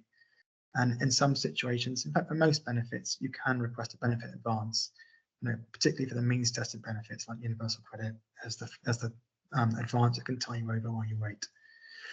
But unfortunately, I can't give you, you know, really a kind of great answer here. Like I say, it's kind of, yeah, as soon as really reasonably practicable, and that can mean lots of things depending on the circumstances of the Department for Work and Pensions at any given time, I'm afraid. Any questions on that, on waiting times? Okay, can we move on, please? So I was asked to talk about medical evidence. I think it's a really important thing. So medical evidence can be useful for all sorts of reasons, even just to explain, like I say earlier, someone not being able to comply their work-related requirements for either longer term or a short term. It can explain why people have not done things or why they might struggle to do things in the future. But generally speaking, it's mostly relevant to disability benefits. So benefits that are available to people who can't work because of ill health, and extra cost benefits like personal independence payment. And it really can make a significant difference to the chances of a benefit claim being successful or not. In fact, it's probably the most crucial thing. And independent medical evidence does turn claims and disputes one way or the other, really. And this is taken, the point here, I've taken from a judge, a tribunal judge, who gave me some training a while ago. And I liked it because he said a lot of the tests that benefits look at, you know, you really can't prove with medical evidence. So you can't really know with medical evidence whether or not someone can prepare food from themselves. There might be some references to that maybe in some GP records, but generally speaking there isn't, because those aren't things we tend to discuss with our GP. However, medical evidence can make a reported limitation of function, like I struggle to prepare a meal for myself, more medically explicable. So if I'm saying I lack motivation and I struggle to get out of bed each and every day, and my GP reports problems with depression and lack of motivation, that makes it more medically explicable. The things I'm saying about my stated functional limitations become more medically explicable. And decision makers, and when it comes to tribunal judges, they're very kind of rational thinkers, and that's going to persuade them. It's going to add weight to someone's stated limitations, because, like I say, I think it's very hard at times to really know for sure whether someone can dress themselves or needs prompting to do so. But a diagnosis of depression or other anxiety or other mental health condition that has symptoms that generates a lack of motivation or fear of going out makes the stated limitations more medically explicable. It adds weight to what someone is saying. Any questions on that? Celia? So if you've got a letter from a consultant, that's quite powerful information. Absolutely. And maybe a letter from a mental health practitioner, psychiatrist or mental health worker. That's the best type of evidence. Yeah. Some GPs will charge for a letter. In fact, I think most GPs will charge for letters, but they will give you a printed summary. I tend to, for my clients, and like I say, I do most of my work at the first tier tribunal, and almost always now, if at least 2 years medical records aren't available to the tribunal when the tribunal is due to be heard, they will adjourn and instruct the appellant or my client to go to their GP and get at least, normally it's 3 years, and the last 3 years medical records. And so as a matter of course, when it comes to the clients we help, when it comes to doing, say, disputes about disability benefits, we will write to a GP and do a subject access request and get 3 years medical records. And the information in there, and we've got a standard letter that says we request the medical records plus any reports and or letters produced in the last 3 years relating to our client, something along those lines. And you actually find out there's a lot more evidence than the client themselves knew existed. But yes, absolutely, you can get I think it's called the pathway summary, which is normally 2 pages. You're right to say that almost all GP practices will charge for a letter. And so that's why we tend to do the subject access request, requesting at least the last 3 years medical records. Thanks. I think there's another hand up, Siobhan, maybe. Yeah, just in terms of particularly with the PIP claims, and I know they go through and they say, are you able to do such and such, such and such? And the advice I've kind of always heard is to fill those out relating to like the worst days. So some people who can do things on some days and can't do things on other days. I just wanted to clarify if that's kind of what you would. That's what you would advise. I don't know. PIP looks at how you are on the majority of days, and that's used in the law. It basically means PIP takes into account fluctuations. It recognises that people's health conditions change over time, and in order for a person to score points under a PIP descriptor, the descriptor, so the type of help the descriptor is describing, so prompting to prepare food, must apply on more than 50% of the days in a year, basically speaking. So the majority of days is more than half the days in a year period. So I use more often than not, most of the time. What I always use, like rarely, if ever, can I prepare food for myself. I don't try to be like majority of days, because that shows a bit kind of mechanical and a bit like, oh, this is just an advisor being an advisor. But I use things like more often than not, at least half the time in the week, that sort of thing. So I'm demonstrating that this is although I might have ups and downs in my health, the need that I'm saying I have applies for more than half the days of the year. Great, that's really helpful. Thank you. No problem. Any other questions? In that case, I shall move on. Next slide, please. Right. Decisions. So you have to make your claim to get a decision. You're not going to get a decision unless you've made a claim. You make your claim and the decision is notified to you in a letter. If someone you're helping disagrees with the decision, they have they have 1 month to request a review, and the DWP call this a mandatory reconsideration. I once read an article and I liked what they said. Essentially, the DWP remarking their own homework.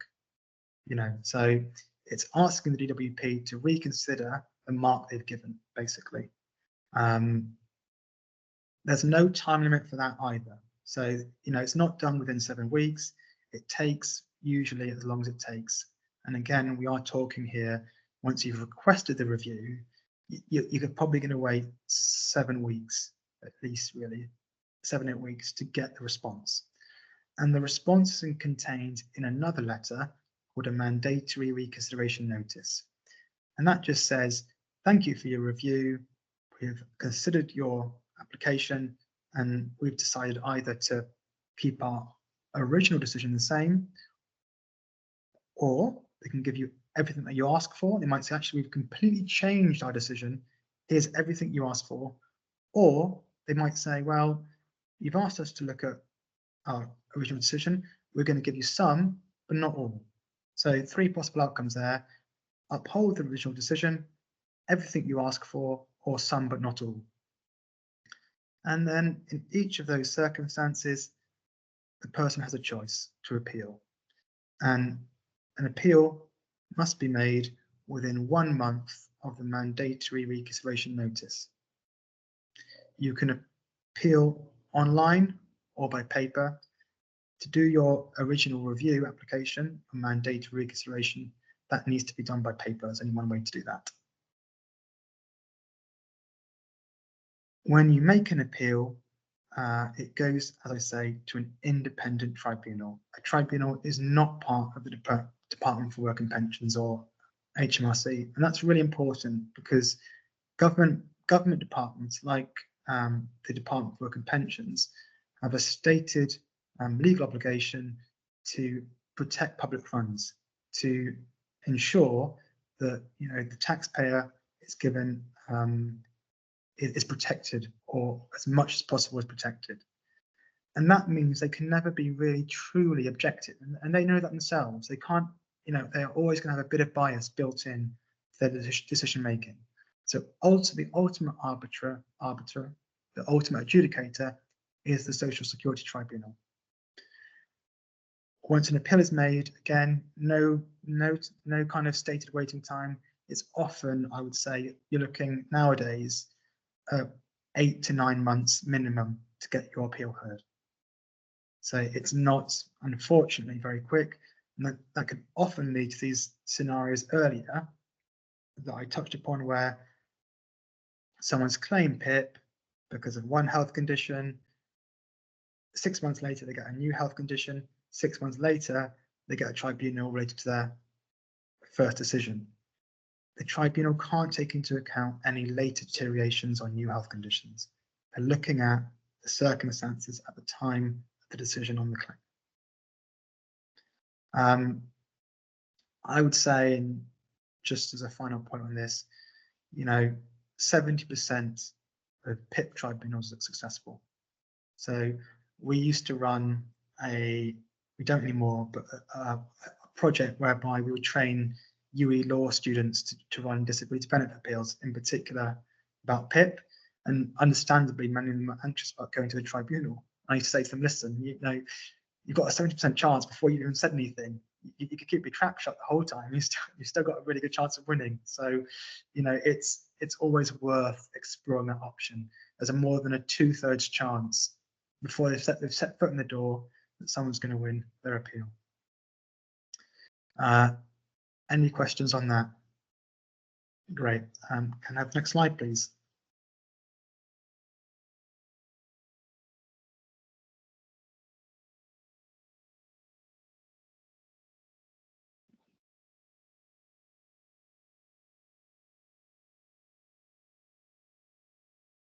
So I think you guys probably know a good deal about this, but it was something I know that comes up. So just briefly, I'm going to touch on the main disability benefits and identify similarities and some distinctions.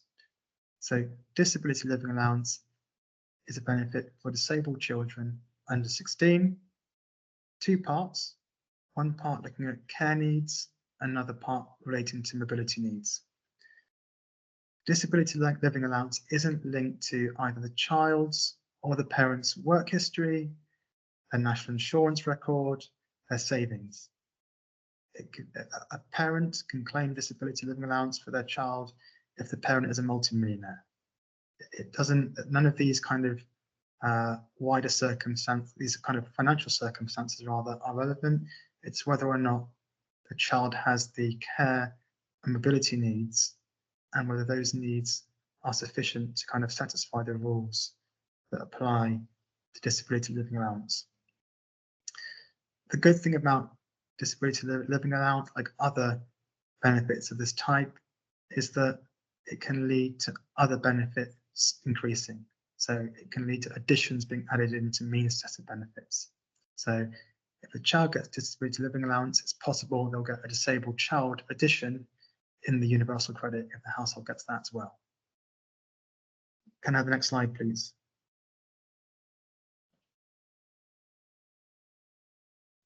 So the care part can be paid from age 0, and it has 3 rates depending on how severe the care needs of the child are. So it's a lower rate, a middle rate, and a higher rate. The mobility part can only be paid from age 3. So even if a child is born without any lower limbs, so no legs, the child will only ever get the mobility part from age 3. And that is because the government believes that all children will have some difficulty walking. I find that very harsh, that a child born with no legs should be prevented from getting help at that age, given the extra costs that will invariably arise for those parents of that child.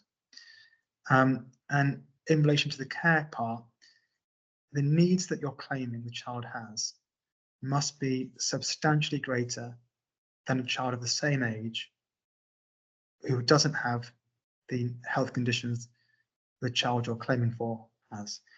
Again, and that's because the government says that children, by definition, and I do agree with this a bit more, all children will have a need for care because they are children. So in order to qualify for the care part of disability living allowance, the care needs must be substantially greater than the average child. And you have to demonstrate that in your application. Mobility part, 2 rates, a lower rate and a higher rate. And we'll look at how you get those rates and what they mean in monetary terms on the next slide. So just to pick up on the care part, middle and higher. So you get the middle rate if the child needs help. In the law, it's written as attention or supervision during the day or during the night. So it's one or the other, help or supervision during the day or the night. You get the higher rate if you need help during the day or the help or supervision during the day and the night. So the higher rate is based on having attention or supervision needs in both the day and the night. Quite simple, that one. Mobility part of DLA, very hard to get, I would say. We've just got a hand up from Phoebe. Oh, yeah. Please go ahead. Thanks. Yeah, I was just wondering, with the care component, the lowest rate, it seems to be like about personal care specifically, whereas the other, the middle rate and the higher rate don't seem to be. So that's correct. So the actual law for the middle and higher rate of DLA refers to help as attention with bodily functions. So that's what it means. So the lower rate does refer directly to personal care. The middle rate refers to attention with bodily functions. And that means essentially that you need someone else to help you attend to matters that how to put this? Essentially, if you think of tasks that we all need to do, like going to the toilet, you need someone to attend to that task with you. So it does kind of use different language, that's correct.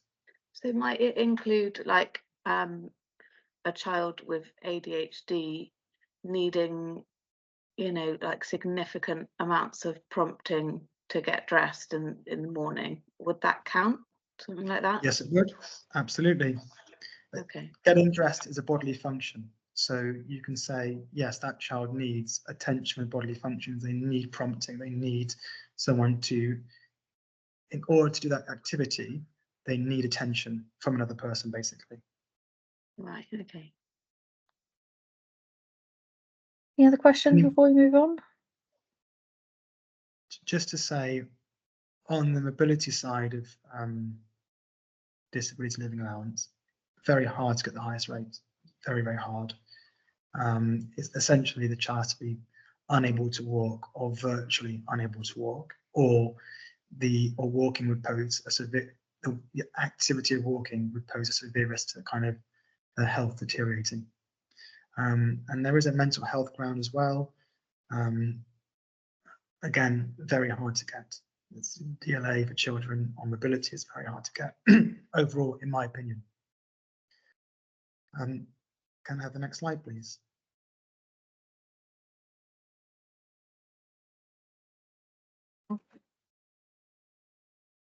One thing I should say about DLA, in contrast to PIP, is DLA doesn't have a kind of medical assessment or a points-based assessment.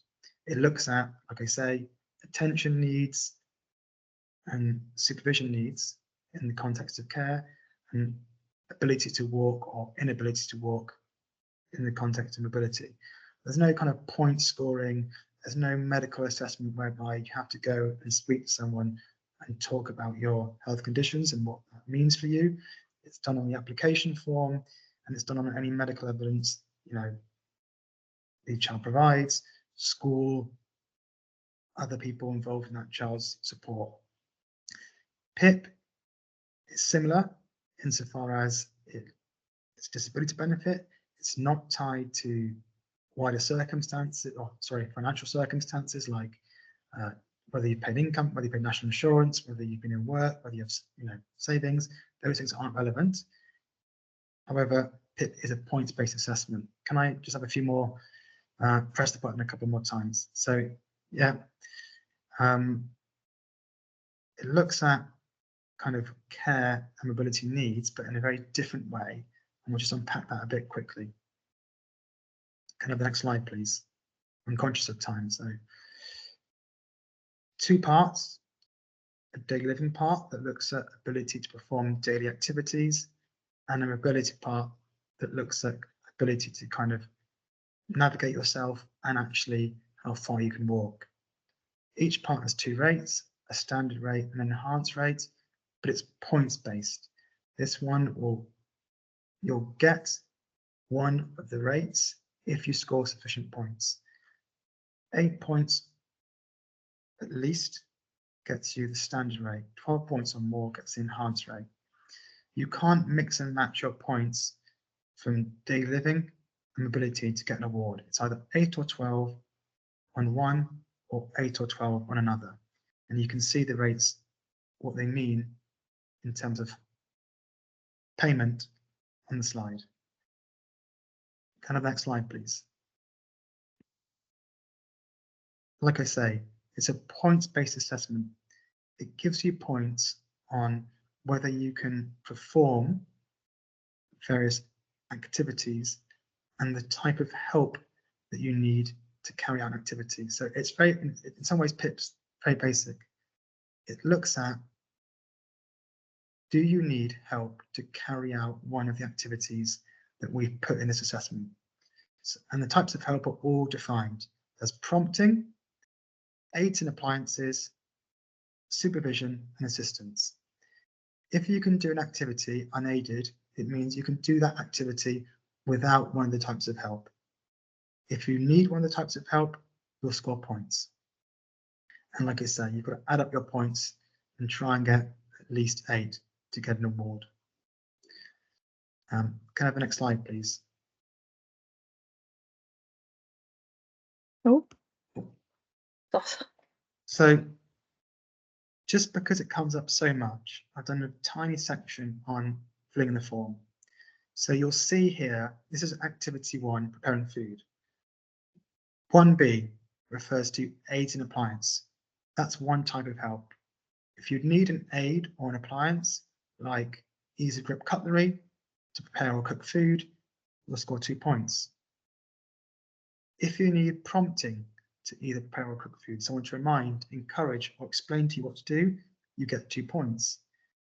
If you need supervision or assistance, you get 4. And if, even without the types of help that are described, you cannot prepare or cook food, you get 8 points. So that the final descriptor is always about, even with these types of help, you still can't manage activity, you get the maximum. So when it comes to filling out the form, you need to think, what type of help does this person need? And always think about aids or appliances and any kind of adaptations the person's made up themselves to manage an activity, because people are actually quite creative when it comes to doing things. Oh yeah, I can wash and bathe, but I one hand I balance on the radiator, another hand I kind of use a lasso to pull myself forward. And what they reasonably need actually is aids. They probably need a grab rail. They probably need something else to kind of enable them to activity. So just because they're doing it one way doesn't mean they don't need one of the types of help. And very importantly, PIP is about what someone reasonably needs, not what they get. The language of the law is needs. So even if someone isn't actually, if you think about all the people that are alone, who live alone, actually need assistance to manage activity, but because they live alone, they don't get it, they should still get 4 points. It's what they reasonably need, not what they get. There was a hand raised, I think. Hi, yes. Could I just ask about it, when you set that out, that looks kind of relatively straightforward, but can I just ask whether you would recommend that we didn't try to do these with people, even if we had the time or the circumstances were right? I've seen a lot of things lately where people say, well, actually, unless you're like an expert in how to fill these in, then you're probably doing people an injustice to try. Is that fair, do you think? I don't know if it's fair. I think I take that point. I think I guess I'm kind of reluctant to kind of say an answer because there's so little help available for this work, and people desperately need it. It's I think in some ways it's better to do an okay job and get it in than maybe leaving the person without any support, so they don't get it in. I don't know. It's a difficult one. I wouldn't want to kind of commit either way on that. It's a really hard question to answer. There's so little support for these forms, and it's so sought after. This is our biggest inquiry area, help with these forms, and we can only deal with it.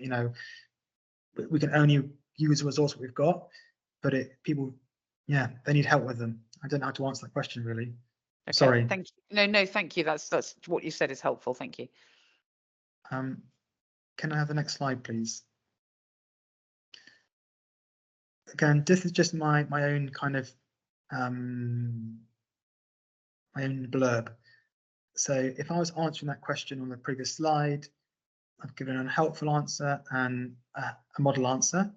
Again, look at the language. Most days I eat toast for breakfast. Whenever I prepare food, I kind of, again, I try to kind of keep it quite light in general, but again, also being precise in terms of where the limitations are. Being precise in terms of what aids I might be using.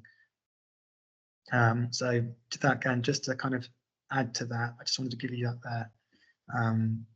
Can I have the next slide, please? I'm going to try and speed up a bit. Attendance allowance, people of pension age. Oh, Siobhan. Sorry, yeah, I did just have one question. On DLA, sorry, and on DLA and PIP. So DLA is for children under 16, is that right? And then you have to be over 18 to claim? No. PIP? No? No, so it's different. Your working age with PIP when you're 16. So for universal credit, your working age is 18. For PIP, it's 16. So when a child, for example, on DLA is approaching their 16th birthday, they'll be told to claim PIP. Okay, thank you. No problem. So attendance allowance, it's the equivalent of DLA and PIP for pension age people. The rules are identical for disability living allowance. So can I have the next slide, please? So again, help or supervision during the day or the night gives you the middle rate of attendance allowance. Help or supervision during the day and the night gets you the higher rate. You'll notice there's no designated mobility part for attendance allowance. That's because the government thinks that in pension age, all people will struggle to walk. So they don't give you any help for mobility in pension age. Siobhan again. No, I think I just haven't put my hand down. Okay, that's fine. Was there someone else, I think, had a question? I'm not sure. I'll just quickly move on then. Next slide, please. You'll notice that the lower, sorry, yeah, they call it the lower rate here. The lower rate of attendance allowance is the same amount of money as you get for the middle rate of disability living allowance and the standard rate for PIP. Likewise, the highest rate for attendance allowance is the same as you get for the enhanced rate of PIP and the highest rate care component of disability living allowance. So yeah, again, lower rate, help or supervision during the day or the night, higher rate, day and the night. Phoebe. So there's no help for mobility at all. So Nope. somebody who's like 75 and still able to like walk absolutely fine. Like I've got family friends who, you know, still go running and they're 72, and you know, and then there's other people who might be sort of in a wheelchair. You don't get anything at all. There's no help for mobility.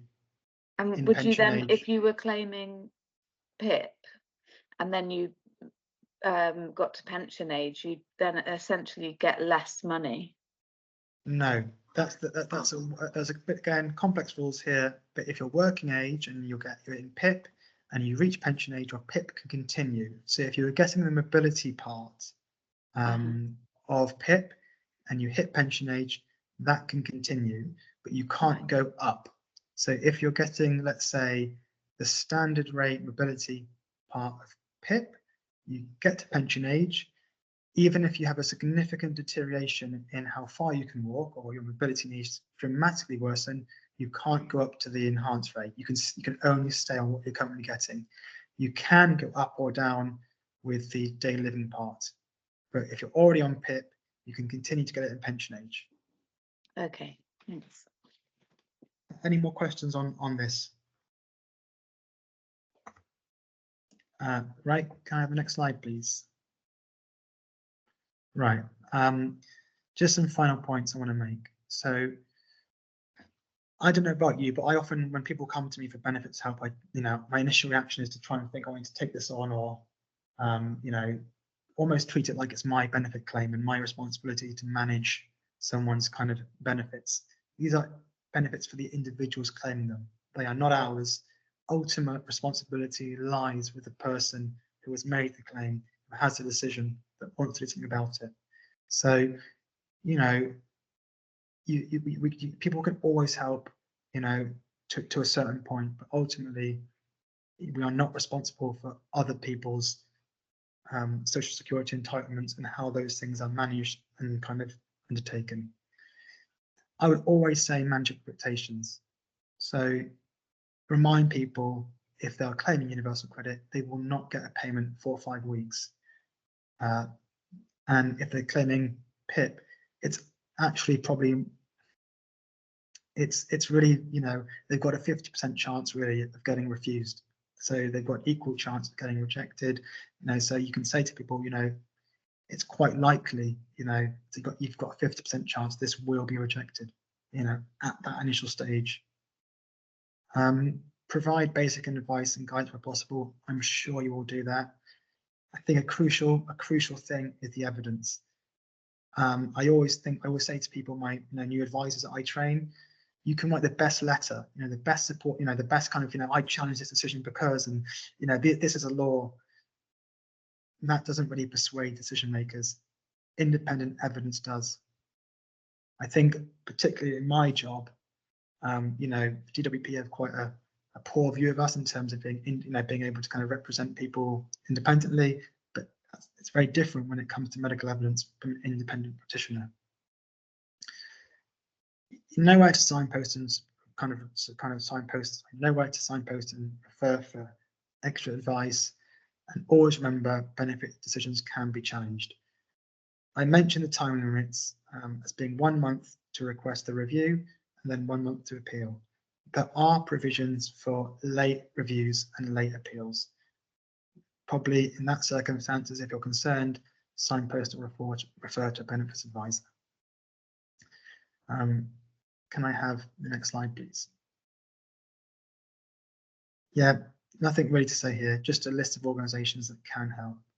I'm going to add a caveat in that, like a lot of services, we are heavily, you know, with a lot of demand. The PIP forms and the disability benefit forms are by far our biggest inquiry area, so we always try to kind of meet those, and we train volunteers to do them. But yes, always reach out for help if you can.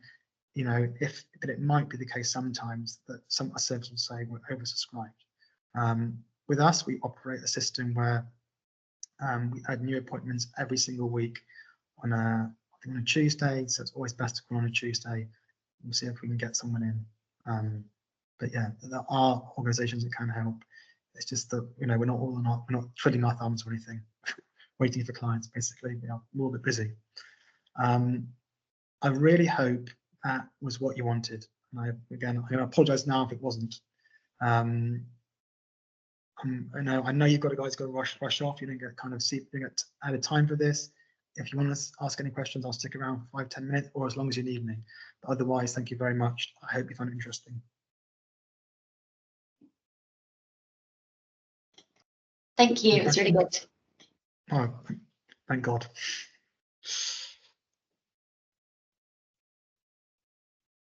Yeah, thank you. Brilliant.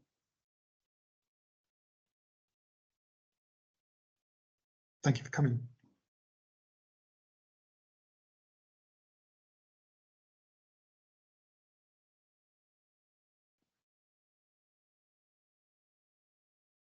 Can I ask a question whilst you're still here, Luke? By all means, by all means. And I don't know if Phoebe's still on the line, but I'll be getting in touch with you, Phoebe. I'm working with a person who is currently on DLA and ESA and is 61. Presumably they're going to be getting a migration letter very soon. 61. I'm assuming that it's going to be income related ESA. It's not the contribution based version of it. Do you know? That's a good question. I don't really know the end. It's not working. Okay, so unable to work. There are two types of ESA. There's a low income ESA that's being replaced by universal credit, and there's a contribution based ESA that you can get if in the past you paid sufficient national insurance contributions. If he is on the income related ESA, then at some point you're absolutely right, he will get a migration notice telling him he's to claim universal credit. Maybe not this year, but it probably, I think he might be the next year. If he's on contribution based ESA, so the version that you get if you've paid national insurance contributions, he won't be sent a migration notice because the migration notices only relate to the low income, the old low income benefits. Does that make sense, Celia? Yeah, perfect sense, but I don't know the answer. But presumably it's DLA that he's still getting. He's never applied for PIP because that he's got change. No. So, like I say, the managed migration only affects the old low income benefits. It doesn't. So affect, the ESA. Yeah, the ESA potentially, depending on what type he's on. If he's getting DLA, there's an alternative system that's running, which is the government has for a long time been trying to switch everyone over on DLA to PIP. Yeah. But that wouldn't be managed migration; it'd be a separate process. And he might not get a letter before he reaches pension age. I don't know.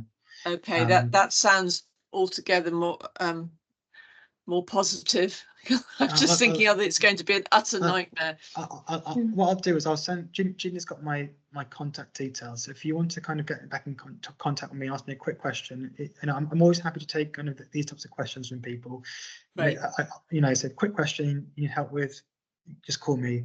And once you maybe know if it's income related ESA or contribution based ESA, I can give you clearer advice. Thank you, that's fab. And he does live in North Bristol. Yeah, well, then just get him over to us, and if he needs extra help, that's fine. Fab, sorry about that at the end, Mike. It wouldn't let me go back onto to Teams to take myself off mute or to appear on camera.